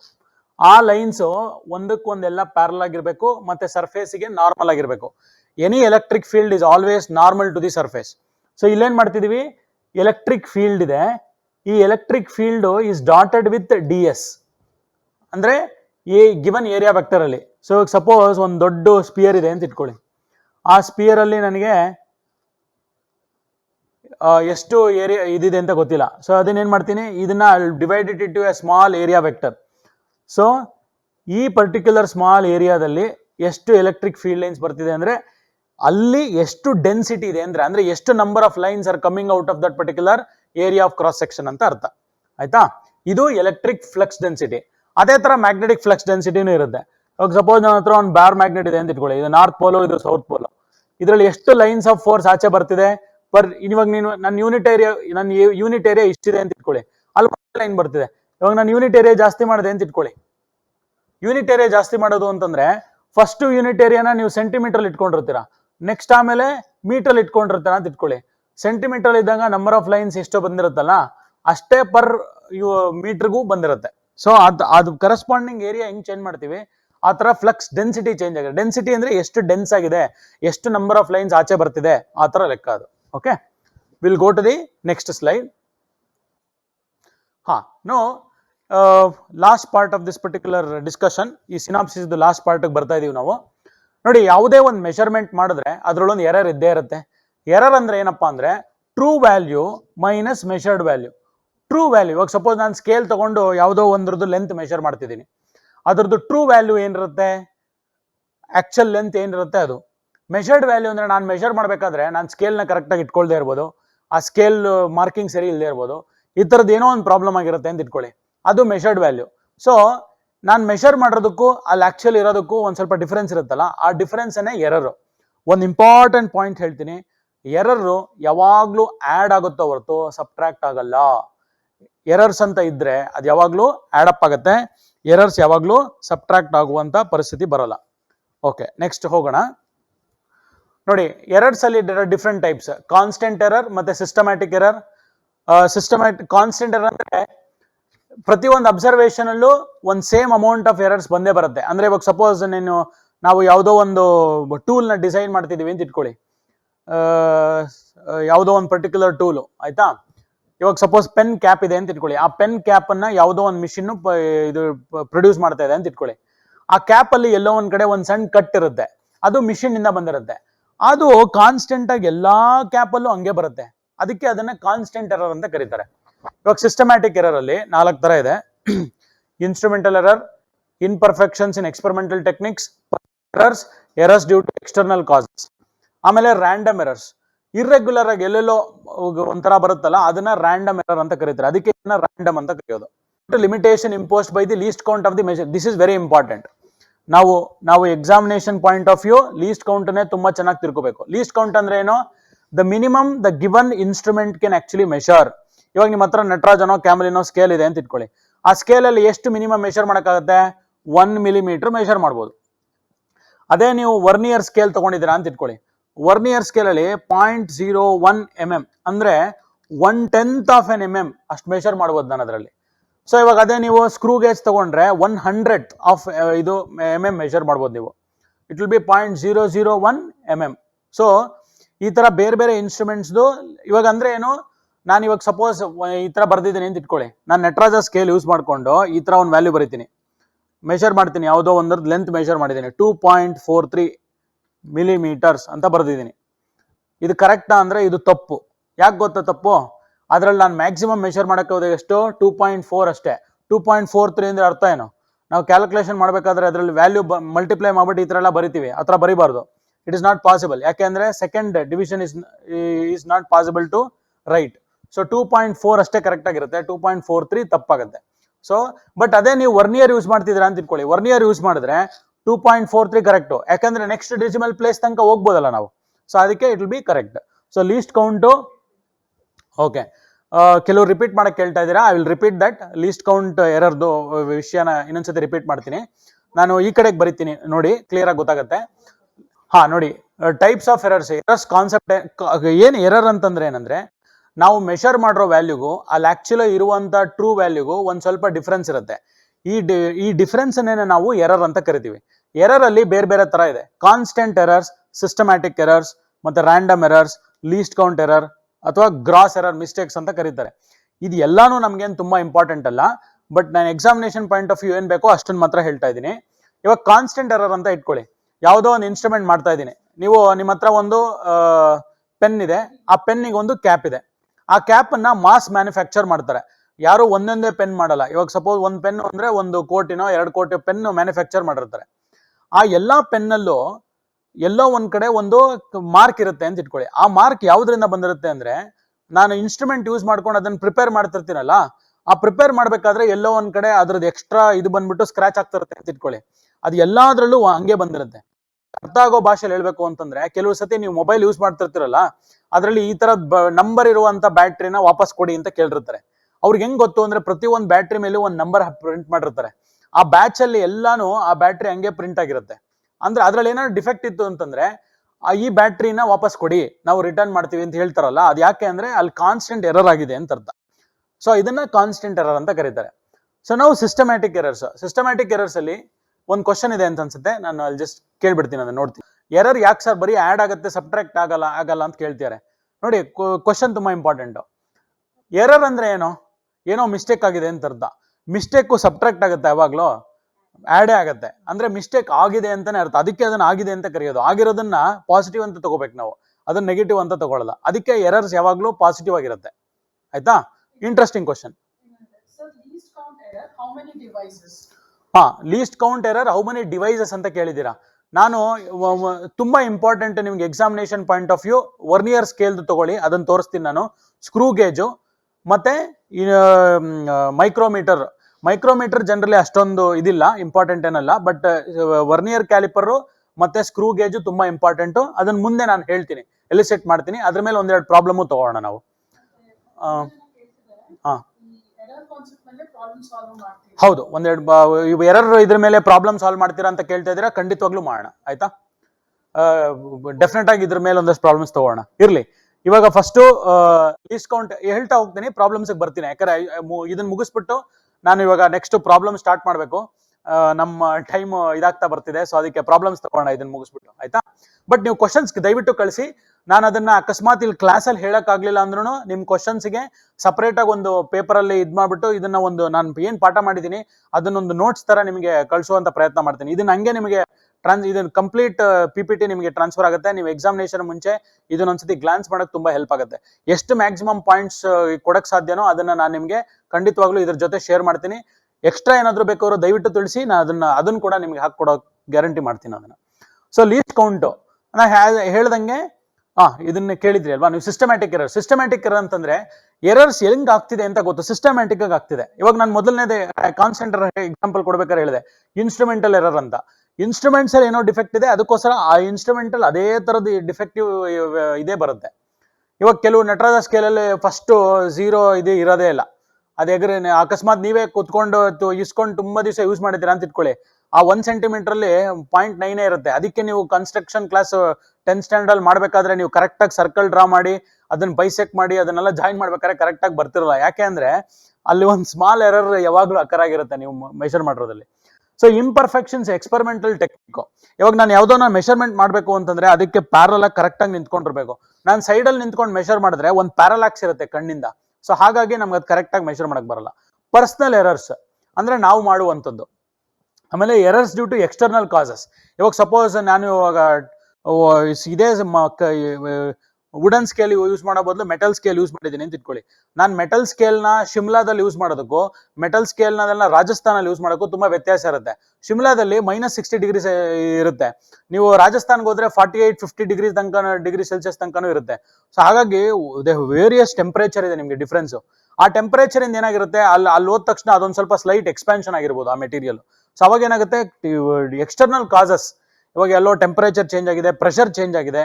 ಸೊ ಹಾಗಾಗಿ ಈ heat and thermodynamics related experiment ಮಾಡಬೇಕಾದ್ರೆ ನಿಮಗೆ ಈ ಪ್ರೆಷರ್ ಒಂದೊಂದು ಜಾಗದಲ್ಲಿ, ಅದಕ್ಕೆ ನೀವು ಸಿ ಲೆವೆಲ್ ಅಲ್ಲಿ ಪ್ರೆಷರ್ ಇದು ಮಾಡ್ಕೊಂಡು ಮೆಷರ್ ಮಾಡ್ತೀರಾ ನೀವು.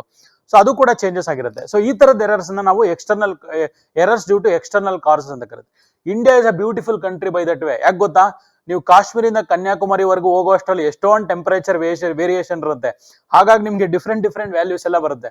So India is very beautiful. India itself is a lab. Separate ಲ್ಯಾಬ್ಗೆ ಹೋಗ್ಬೇಕಿಲ್ಲ, ಇಂಡಿಯಾನೇ ಲ್ಯಾಬ್ ಅಂತ ನಿಮಗೆ. ಸೊ ನಾವು coming to random errors. So errors which occur irregularly ಅಂದ್ರೆ ಅದು ಈ ರ್ಯಾಂಡಮ್ ಎರರ್ಸ್ಗೆ ನಾವು ಏನ್ ಮಾಡ್ಬೇಕು ಅಂದ್ರೆ, ನೀವು ಅಡ್ವಾನ್ಸ್ ಸ್ಟಡೀಸ್ಗೆ ಹೋದಾಗ ಗೊತ್ತಾಗುತ್ತೆ ನಿಮ್ಗೆ.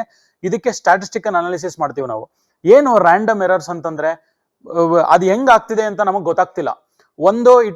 ಈ ರ್ಯಾಂಡಮ್ ಎರರ್ ನೋಡಿ, ಎಲ್ಲೋ ಒಂದ್ಸತಿ ಡ್ಯೂ ಟು ಟೆಂಪರೇಚರ್ ಚೇಂಜ್ ಆಗಿರೋದ್ರಿಂದ ಯಾವುದೋ ಒಂದ್ರಲ್ಲಿ ಎರರ್ ಬಂದಿರ್ಬೋದು. ಯಾವಾಗ್ಲೋ ಒಂದ್ಸತಿ ಒಬ್ಬ ಮನುಷ್ಯ ಸ್ಯಾಂಪಲ್ ತಗೋಬೇಕಾದ್ರೆ ಮಿಸ್ಟೇಕ್ ಮಾಡಿ ಅದರಿಂದ ಪರ್ಸನಲ್ ಎಲ್ಲ ಬಂದಿರ್ಬೋದು. ಅಥವಾ ಎಕ್ಸ್ಪೆರಿಮೆಂಟಲ್ ಟೆಕ್ನಿಕ್, ನಾನು ಸ್ವಿಚ್ ಆನ್ ಮಾಡ್ಬೇಕಾದ್ರೆ ಯಾವ್ದೋ ಇದನ್ನ ಪ್ರೆಸ್ ಮಾಡಕ್ ಹೋಗಿ ಬೇರೆ ಇನ್ನೇನೋ ಮಾಡಿರ್ತೀನಿ ಅಂತ ಇಟ್ಕೊಳ್ಳಿ. ಅವಾಗ ಸೊ ಏನಾಗಿದೆ, ರ್ಯಾಂಡಮ್ ಆಗಿ ಒಂದೊಂದ್ಸತಿ ಒಂದೊಂದು ಎರರ್ ಬರ್ತಿದೆ. ಅದು ಯಾಕೆ ಬರ್ತಿದೆ ಅಂತ ನಮಗೆ ಗೊತ್ತಾಗ್ತಿರಲ್ಲ. ಆ ತರದನ್ನ ಫೈಂಡ್ ಔಟ್ ಮಾಡ್ತೀವಲ್ಲ, ಅದನ್ನ ರ್ಯಾಂಡಮ್ ಎರರ್ಸ್ ಅಂತ ಕರಿತೀವಿ. ತುಂಬಾ ಇಂಪಾರ್ಟೆಂಟ್ ನಿಮ್ಗೆ ಸಿಇಟಿಗೆ ಮತ್ತೆ ನೀಟ್ಗೆ ಅಂದ್ರೆ list count error. List count ಅಂದ್ರೆ ಏನು, ಯಾವುದೋ ಒಂದು ಇನ್ಸ್ಟ್ರೂಮೆಂಟ್ ಅಲ್ಲಿ ನಾನು ಮಿನಿಮಮ್ ಏನ್ ಮೆಷರ್ ಮಾಡಕ್ಕಾಗತ್ತೆ ಅಂತ. ಇವಾಗ ಒಂದು ನಟರಾಜ ಸ್ಕೇಲ್ ಇದೆ, ಅದ್ರಲ್ಲಿ ಎಷ್ಟು ಮೆಷರ್ ಮಾಡಕ್ಕಾಗುತ್ತೆ ಅಂದ್ರೆ 1 mm is the least I can measure. ಅದಕ್ಕಿಂತ ಕಮ್ಮಿ ಆ ನಟರಾಜ ಸ್ಕೇಲ್ ಯೂಸ್ ಮಾಡ್ಕೊಂಡು ಇರುವೆದು ಕಣ್ಣಿಂದು ಡಯಾಮೀಟರ್ ಎಷ್ಟು ಅಂತ ಕಂಡಿಡಿಯಕ್ಕಾಗಲ್ಲ. ಯಾಕೆ ಅಂದ್ರೆ ಇರುವೆನೇ 1 mm ಗಿಂತ ಕಮ್ಮಿ ಇರುತ್ತೆ, ಅದನ್ನ ಹೆಂಗ್ ಮೆಷರ್ ಮಾಡೋದು ಅದ್ರಲ್ಲಿ. ಸೊ ಈ ತರದನ್ನ ಲೀಸ್ಟ್ ಕೌಂಟ್ ಅಂತ ಕರಿತೀವಿ ನಾವು. ಸೊ ಒಂದೊಂದಕ್ಕೆ ಇವಾಗ ವರ್ನಿಯರ್ ತಗೊಂಡ್ರೆ ಅದರಲ್ಲಿ 0.01 mm ಅಷ್ಟು ಮೆಷರ್ ಮಾಡ್ಬೋದು ನಾವು. ಅಂದ್ರೆ 1/10 1 ಮಿಲಿಮೀಟರ್ನ 10 ಭಾಗ ಮಾಡಿದ್ರೆ ಎಷ್ಟು ಬರುತ್ತೆ ಅಂದ್ರೆ 0.01 mm ಬರುತ್ತೆ. ಇದು ಮಿನಿಮಮ್ ನನಗೆ ಮೆಷರ್ ಮಾಡಕ್ಕಾಗತ್ತೆ ಅದ್ರಲ್ಲಿ, ಆಯ್ತಾ. ಇವಾಗ ನೋಡಿ, ಇದರಲ್ಲಿ ನಮ್ಮ ತಲೆ ಕೂದಲಿನ ಸೈಜ್ ಕೂಡ ಮೆಷರ್ ಮಾಡಕ್ಕಾಗಲ್ಲ. ಯಾಕಂದ್ರ ನಮ್ಮ ತಲೆ ಕೂದಲಿನ ಸೈಜು 30 to 40 ಮೈಕ್ರೋಮೀಟರ್ ಇರುತ್ತೆ. 30 to 40 ಮೈಕ್ರೋಮೀಟರ್. 10 ಮೈಕ್ರೋ 10⁻⁻⁶ ಅಷ್ಟು ಕಮ್ಮಿ ಇರುತ್ತೆ. ಸ್ಕೇಲ್ ಇಟ್ಕೊಂಡು ಹೆಂಗ್ ಮೆಷರ್ ಮಾಡೋದು ಸಾಧ್ಯ ಇಲ್ಲ ಅಲ್ವಾ. ಅದಕ್ಕೆ ಬೇರೆ ತರದ ಇನ್ಸ್ಟ್ರೂಮೆಂಟ್ಸ್ ಗಳೇ ಇದೆ, ಅದ್ರಲ್ಲಿ ಮೆಷರ್ ಮಾಡ್ತೀವಿ. Okay, gross errors or mistakes. ಅದು ನಮ್ಮ ಕೇರ್ಲೆಸ್ನೆಸ್ ಇಂದ ಯಾರೋ ಮಾಡ್ತಾರಲ್ಲ ಅದನ್ನ ಗ್ರಾಸ್ ಎರರ್ಸ್ ಅಂತ ಕೂಡ ಕರೀತಾರೆ. Okay, will go to the next. ಇದು ತುಂಬಾ ಇಂಪಾರ್ಟೆಂಟ್ ಪಾರ್ಟ್ ಇದೆ ಇದರಲ್ಲಿ. ನೆಕ್ಸ್ಟ್ ಅಲ್ಲಿ ನಾವು ವರ್ನಿಯರ್ ಸ್ಕೇಲ್ ಬಗ್ಗೆ ಹೇಳ್ತಿದ್ದೆ, ತುಂಬಾ ಇಂಪಾರ್ಟೆಂಟು, ಕರೆಕ್ಟ್ ಆಗಿ ನೋಡ್ಕೊಳ್ಳಿ. ಇಲ್ಲಿ ಲೀಸ್ಟ್ ಕೌಂಟ್, ಇದರಲ್ಲಿ ಲೀಸ್ಟ್ ಕೌಂಟ್ ಮೆಷರ್ ಮಾಡೋದಕ್ಕಿಂತ ಮುಂಚೆ ಇನ್ನು 2 ವಿಷಯ ತಿಳ್ಕೋಬೇಕು. ಇದನ್ನ ಮೇನ್ ಸ್ಕೇಲ್ ಅಂತ ಕರಿತೀವಿ. ಇಲ್ಲಿ ಏನ್ ನೋಡ್ತಿದ್ರಲ್ಲ ನೀವು, ಇದನ್ನ ಮೇನ್ ಸ್ಕೇಲ್ ಅಂತ ಕರಿತೀವಿ.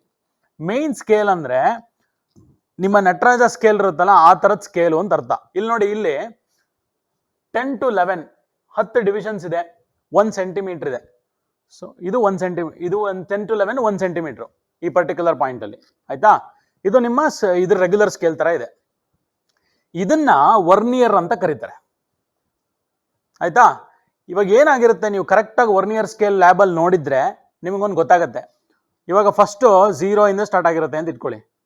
1 2 3 4 5 6 7 8 9 10 11 ಇಲ್ಲಿಗೆ 1 ಸೆಂಟಿಮೀಟರ್. 11 ಲೈನ್ ಇದೆ, ಬಟ್ 10 ಡಿವಿಷನ್ಸ್ ಇರುತ್ತೆ. ನೋಡಿ, ಇದು 1 division. 1 2 3 4 5 6 7 8 9 10 11 lines will make 10 divisions. ಇದು 1 ಸೆಂಟಿಮೀಟರ್. ಇದು ಯಾವ್ದ್ರದಪ್ಪ ಅಂದ್ರೆ ಮೇನ್ ಸ್ಕೇಲ್ ಇದು. ಇವಾಗ ವರ್ನಿಯರ್ ಇರುತ್ತಲ್ಲ, ಅದ್ರ ಕೆಳಗಡೆ ಈ ತರದ್ದೊಂದು ವರ್ನಿಯರ್ ಹಾಕಿರ್ತಾರಲ್ವಾ, ಅದನ್ನ ಏನ್ ಮಾಡಿರ್ತಾರೆ ಅಂದ್ರೆ ಪ್ರತಿ ಒಂದೊಂದು ಲೈನ್ ಅನ್ನು ಒಂದು ಸ್ಲೈಟ್ಲಿ ಕಮ್ಮಿ ಮೂವ್ ಮಾಡಿರ್ತಾರೆ. ಅದೇನಾಗಿರುತ್ತೆ ಅಂದ್ರೆ ಈ 10 ಡಿವಿಷನ್ಸ್ ಅಥವಾ 11 ಲೈನ್ ಏನಿದೆ ಅದು 9th ಲೈನ್ ಅಷ್ಟೊತ್ತಿಗೆ ಮುಗಿದೋಗಿರುತ್ತೆ. 10th ಇದು ಈ ಪೂರ್ತಿ 1 mm ಕವರ್ ಮಾಡಿರಲ್ಲ. ಅಂದ್ರೆ ಅರ್ಥ ಏನು, ಈ ಬಾಕಿ ಉಳಿದಿರೋ 1 mm ನ ಈ 10 ಡಿವಿಷನ್ಸ್ ಮಾಡ್ತಿದೆ ಅಂತ. ಅದಕ್ಕೋಸ್ಕರನೇ vernier scale division value 1.01 centimetre, that is 0.1 value of 1 vernier scale division.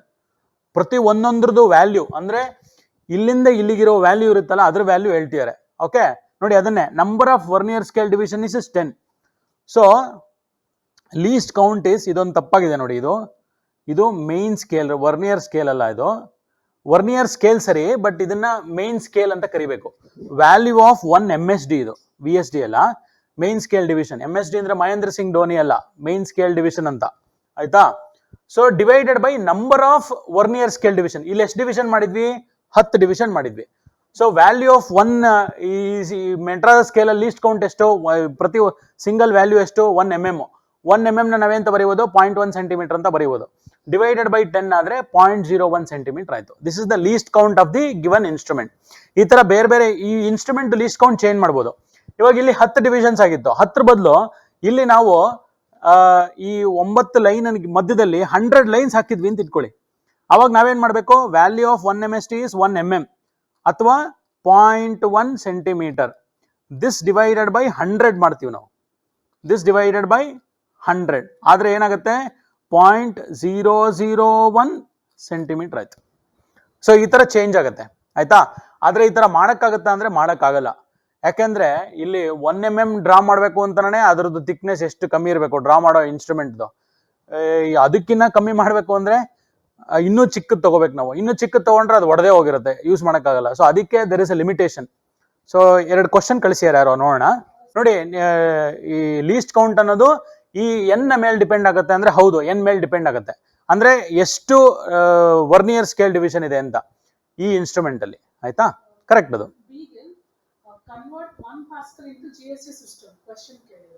1 Pascal to CGS system, GS grams. 1 Pascal ನ ಇದು CGS ಗೆ ಕನ್ವರ್ಟ್ ಮಾಡಕ್ ಹೇಳ್ತಿದ್ರ, ನಾ ಅದನ್ನ ಕಳಿಸ್ತೀನಿ. ಆಯ್ತಾ, ಪ್ರತಿ ಒಂದೊಂದನ್ನು ಆತರ ನೀವು ನೋಡಕ್ ಹೋದ್ರೆ ಚಾಪ್ಟರ್ 1 ಇಂದ ಸೆಕೆಂಡ್ ಇಯರ್ ಚಾಪ್ಟರ್ಸ್ ಎಲ್ಲಾದ್ರದ್ದು ನಾವು CGS SI ಯೂನಿಟ್ಸ್ ಎಲ್ಲ ನೋಡ್ಕೋಬೇಕಾಗತ್ತೆ. ಅಷ್ಟು ನೋಡ್ಬೇಕು ಅಂತಂದ್ರೆ it will take A lot of time. ನಾವು ಆ ಮೆಥಡ್ ಅಲ್ಲ, ನಾವು ಇದನ್ನ ಯೂಸ್ ಮಾಡ್ಕೊಂಡು ಅದನ್ನ ಟ್ರೈ ಮಾಡೋದು ನೋಡ್ಬೇಕು. ಆಯ್ತಾ, ಬಟ್ ನಾ ಅದನ್ನ ನಿಮಗೆ ಕಳಿಸ್ತೀನಿ. ನೀವೇನ್ ಕ್ವಶನ್ ಕೇಳಿದ್ರೆ ಅದನ್ನ ಕಳಿಸ್ತೀನಿ ನಾನು ನಿಮಗೆ. Okay, fine. ನೆಕ್ಸ್ಟ್ ಸ್ಲೈಡ್ಗೆ ಹೋಗೋಣ. ನೋಡಿ, ನಾನು ಪ್ರೀವಿಯಸ್ ಕ್ವಶನ್ ಅಲ್ಲಿ ವರ್ನಿಯರ್ ಸ್ಕೇಲ್ ಇತ್ತಲ್ಲ, ಅದನ್ನ ಕಮ್ಮಿ ಮಾಡಕ್ಕಾಗತ್ತಾ ಅಂದ್ರೆ ಕಮ್ಮಿ ಮಾಡಕ್ಕಾಗಲ್ಲ ಅಂತ ಹೇಳಿದ್ದೆ. ಬಟ್ ಇಲ್ಲಿ ಅದನ್ನ ಕಮ್ಮಿ ಮಾಡೋದಕ್ಕೆ ಇನ್ನೊಂದು ಹೊಸ ಐಡಿಯಾ ಇದೆ. ಏನಪ್ಪ ಹೊಸ ಐಡಿಯಾ ಅಂತಂದ್ರೆ, ಇವಾಗ ನೋಡಿ, ಈ ಪರ್ಟಿಕ್ಯುಲರ್ ಇದೆಯಲ್ಲ, ಇದನ್ನ ಪಿಚ್ ಅಂತ ಕರೀತಾರೆ. ಪಿಚ್ ಅಂದ್ರೆ ಏನಂದ್ರೆ, ನೀವು ಸ್ಕ್ರೂ ನೋಡಿರ್ತೀರಾ, ಈ ತರ ಸ್ಕ್ರೂ ಇರುತ್ತೆ ಅಲ್ವಾ? ಇದು ಸ್ಕ್ರೂ ಈ ತರ ಇರುತ್ತೆ. ಈ ಒಂದು ಎಲಿವೇಶನ್ ಮತ್ತೆ ಇನ್ನೊಂದು ಎಲಿವೇಶನ್ ಇರುತ್ತಲ್ಲ ಅದ್ರ ಮಧ್ಯದಲ್ಲಿ, ಅದನ್ನ ಪಿಚ್ ಅಂತ ಕರೀತಾರೆ. ಈ ಡಿಸ್ಟೆನ್ಸ್ ಅನ್ನ ಪಿಚ್ ಅಂತ ಕರೀತಾರೆ ಇದನ್ನ. ಆಯ್ತಾ? ಇದ್ರ ಡಿಸ್ಟೆನ್ಸ್ ಇರುತ್ತಲ್ಲ, ಇದ್ರ ಡಿಸ್ಟೆನ್ಸ್ ಎಷ್ಟು ಬೇಕಾದ್ರೂ ಇರ್ಬೋದು. 1 mm ಇರ್ಬೋದು, 1/10 mm ಇರ್ಬೋದು, 1/100 mm ಇರ್ಬೋದು. ಈ ತರ ಬೇರೆ ಬೇರೆ ವ್ಯಾಲ್ಯೂ ಇರ್ಬೋದು. ಆಯ್ತಾ? ಈ ಪಿಚ್ ಅಂದ್ರೆ ಆ ಸ್ಕ್ರೂನಲ್ಲಿ ಒಂದು ಎಲಿವೇಶನ್ಗೂ ಮತ್ತೆ ಇನ್ನೊಂದು ಎಲಿವೇಶನ್ಗೂ ಇರುವಂತ ಡಿಸ್ಟೆನ್ಸ್ ಅನ್ನ ಪಿಚ್ ಅಂತ ಕರೀತಾರೆ. ಇರ್ಲಿ. ಸೊ ಇದ್ರದ್ದು ಲೀಸ್ಟ್ ಕೌಂಟ್ ಹೆಂಗ್ ಕಂಡುಹಿಡಿಯೋದಪ್ಪ ಅಂದ್ರೆ, ಇವಾಗ ಏನ್ ಮಾಡಿದೀವಿ ನೋಡಿ ನಾವು ಇದರಲ್ಲಿ, ಈ ಇದನ್ನ ಸರ್ಕ್ಯುಲರ್ ಸ್ಕೇಲ್, ನೀವು ಎಲ್ಲ ಸ್ಕ್ರೂ ಗೇಜ್ ಯೂಸ್ ಮಾಡಿರ್ತೀರಾ. ಈ ಸರ್ಕ್ಯುಲರ್ ಸ್ಕೇಲ್ ಮೇಲೆ ನೀವು ಲೈನ್ಸ್ ನೋಡಿದ್ರೆ 100 ಲೈನ್ಸ್ ಇರುತ್ತೆ, 0 to 100. ಅಂದ್ರೆ ಇದ್ರ ಮೇಲೆ ಇರುವಂತ ನಂಬರ್ ಆಫ್ ಡಿವಿಷನ್ಸ್ 100 ಇರುತ್ತೆ. ಇಲ್ಲಿ ಎಕ್ಸಾಂಪಲ್ ತೋರಿಸೋದಕ್ಕೋಸ್ಕರ ನಾನು 50 ಅಂತ ತಗೊಂಡಿದ್ದೀನಿ. ಸೊ ನೋಡಿ, ಇವಾಗ ಏನ್ ಮಾಡ್ತಿದ್ದೀನಿ ನಾನು, ಇದನ್ನ ಅನ್ವೈಂಡ್ ಮಾಡಿದ್ದೀನಿ. ಆಮೇಲೆ ಅದ್ರ ಮಧ್ಯದಲ್ಲಿ ಏನೋ ಒಂದು ಆಬ್ಜೆಕ್ಟ್ ಇಡ್ತೀನಿ. ಇಲ್ಲಿ ಇಟ್ಬಿಟ್ಟಾಗ ನಾನು ಏನ್ ನೋಡ್ತೀನಿ ಅಂದ್ರೆ, ಅದನ್ನ ಈ ಆಬ್ಜೆಕ್ಟ್ ಇಡೋದಕ್ಕೆ ನಾನು ಎಷ್ಟು ಇಲ್ಲಿರುವ ಸ್ಕ್ರೂನ ಮೂವ್ ಮಾಡಿದ್ದೀನಿ ಅಂದ್ರೆ, ಇದು ಇಲ್ಲಿ ತೋರಿಸ್ತಿದೆಯಲ್ಲ 5 mm ಅಷ್ಟು ಮೂವ್ ಆಗಿದೆ ಅಂತ ಅರ್ಥ. ಇದನ್ನ ತಿರುಗಿಸ್ತಾ ಇದ್ರೆ, ಈ ಪಾರ್ಟ್ ಅನ್ನು ತಿರುಗಿಸ್ತಾ ಇದ್ರೆ, ಇಲ್ಲಿರುವ ಆಬ್ಜೆಕ್ಟ್ ಅನ್ನ ಇಡೋದಕ್ಕೆ ನಾನು ಈ ಮೇನ್ ಸ್ಕೇಲ್ ಅಲ್ಲಿ 5 mm ಮೂವ್ ಮಾಡಿದ್ದೀನಿ. ಈ ತರ 5 mm ಮೂವ್ ಮಾಡೋದಕ್ಕೆ ಎಷ್ಟು ಸತಿ ತಿರುಗಿಸಿದ್ನಪ್ಪ ನಾನು ಅಂದ್ರೆ 5 ಸತಿ ತಿರುಗಿಸಿದ್ದೀನಿ. ಅವಾಗ ಒಂದೊಂದು ತಿರುಗುವಿಕೆಗೆ ಎಷ್ಟು ವ್ಯಾಲ್ಯೂನಪ್ಪ ಅಂತಂದ್ರೆ 5m ಡಿವೈಡೆಡ್ ಬೈ 5 1 mm ಆಯ್ತು. ಅಂದ್ರೆ ಅರ್ಥ ಏನು, ನಾನು ಸ್ಕ್ರೂ ತಳ್ತೀನಲ್ಲ, ಒಳಗಡೆ ತಳ್ತೀನಿ ಅಥವಾ ಹೊರಗಡೆ ತೆಗಿತೀನಿ. ಒಂದ್ ಸತಿ ಒಳಗಡೆ ತಳ್ಳಿದ್ರೆ ಒಂದ್ ಸ್ಕ್ರೂನ 1 mm ಈ ಪಾರ್ಟ್ ಮೂವ್ ಆಗಿರುತ್ತೆ ಅಂತ ಅರ್ಥ. ಇನ್ನೊಂದ್ಸತಿ ಮೂವ್ ಮಾಡಿದ್ರೆ ಇನ್ನೊಂದು ಪಾರ್ಟ್ ಮೂವ್ ಆಗಿರುತ್ತೆ. ಅವಾಗ ಎಷ್ಟು ಮೂವ್ ಆಯ್ತು? 2 mm ಮೂವ್ ಆಯ್ತು. ಸೊ 2 ಸತಿ ತಿರುಗಿಸಿದೀನಿ, 2 mm ಮೂವ್ ಆಗಿದೆ. ವ್ಯಾಲ್ಯೂ ಆಫ್ ಪ್ರತಿ ಒಂದೊಂದ್ರ ಪಿಕ್ಚರ್ದು ವ್ಯಾಲ್ಯೂ ಎಷ್ಟಪ್ಪ ಅಂದ್ರೆ 1 mm. ಆಯ್ತಾ? ಸೊ ಇವಾಗ ನೋಡಿ, ನಾನು ಆಕ್ಚುಲಿ ಲೀಸ್ಟ್ ಕೌಂಟ್ ಏನಪ್ಪಾ ಅಂದ್ರೆ, ಈ ಪಿಚ್ ಎಷ್ಟು 1 mm ಅಂದ್ರೆ ಇದು 1 mm. ಆಯ್ತಾ? Total number of divisions on the circular scale, ಇದನ್ನ ಈ 1 mm ಮೂವ್ ಮಾಡೋದಕ್ಕೆ ನಾನು ಒಂದ್ ಸತಿ ತಿರುಗಿಸಿದೀನಿ. ಆ ಒಂದ್ ಸತಿ ತಿರುಗಿಸ್ಬೇಕಾದ್ರೆ ಇಲ್ಲಿ ಇದೆಯಲ್ಲ ಸರ್ಕ್ಯುಲರ್ ಸ್ಕೇಲು, ಅದರಲ್ಲಿ 100 ಡಿವಿಷನ್ಸ್ ಇರುತ್ತೆ. ಸೊ ಒಂದು 100 ಡಿವಿಷನ್ಸ್ ಈಗ ಒಂದ್ಸತಿ ಮೂವ್ ಆಗುತ್ತೆ. ಸೊ ಅದಕ್ಕೆ 1 mm divided by 100. Vernier scale idea ಹೇಳಿದ್ದೆ ನಿಮ್ಗೆ. ಅದೇ ತರ ಸ್ಕ್ರೂ ಗೇಜ್ದು ನೋಡಿ, ವರ್ನಿಯರ್ ಅಲ್ಲಿ ಲಿಮಿಟೇಷನ್ ಇದೆ. 10 ಡಿವಿಷನ್ ಮಾಡಕ್ಕಾಗೋದು 1 mm ನ. 1 mm ಲೈನ್ ತಗೊಂಡ್ಬಿಟ್ಟು ಅದನ್ನ 10 ಭಾಗ ಮಾಡಿದೀವಿ. 10 ಭಾಗ ಆದ್ರೆ ಅದು ವರ್ನಿಯರ್ ಸ್ಕೇಲ್. ಬಟ್ ಇವಾಗ 100 ಭಾಗ ಮಾಡ್ಬೇಕು ಅಂತ ಇಟ್ಕೊಳ್ಳಿ, 1 mm ನ 100 ಭಾಗ ಮಾಡ್ಬೇಕು ಅಂತ ಇಟ್ಕೊಳ್ಳಿ, ಅದನ್ನ ಲೀನಿಯರ್ ಆಗಿ ಮಾಡಕ್ಕಾಗಲ್ಲ. ಅದಕ್ಕೆ ಸರ್ಕ್ಯುಲರ್ ಸ್ಕೇಲ್ ಯೂಸ್ ಮಾಡಿದ್ದಾರೆ. ಅದು ಇದ್ರ ಇಂಪಾರ್ಟೆಂಟ್. ಸೊ ಅವಾಗ ಏನಾಯ್ತು, 1 mm ಡಿವೈಡೆಡ್ ಬೈ 100 0.01 mm ಆಯ್ತು. ಆಯ್ತಾ? So this is the idea here. Next ಸ್ಲೈಡಿಗೆ ಹೋಗೋಣ. How to calculate least count ಅಂತ ಕೇಳಿದ್ದಾರೆ ಅರುಣ್. ನಾವೊಂದು ಪ್ರಾಬ್ಲಮ್ ಅಲ್ಲಿ ತೋರಿಸ್ತೀನಿ ನಿಮ್ಗೆ. ಆಯ್ತಾ? ಲೀಸ್ಟ್ ಕೌಂಟ್ ಈ ಫಾರ್ಮುಲಾ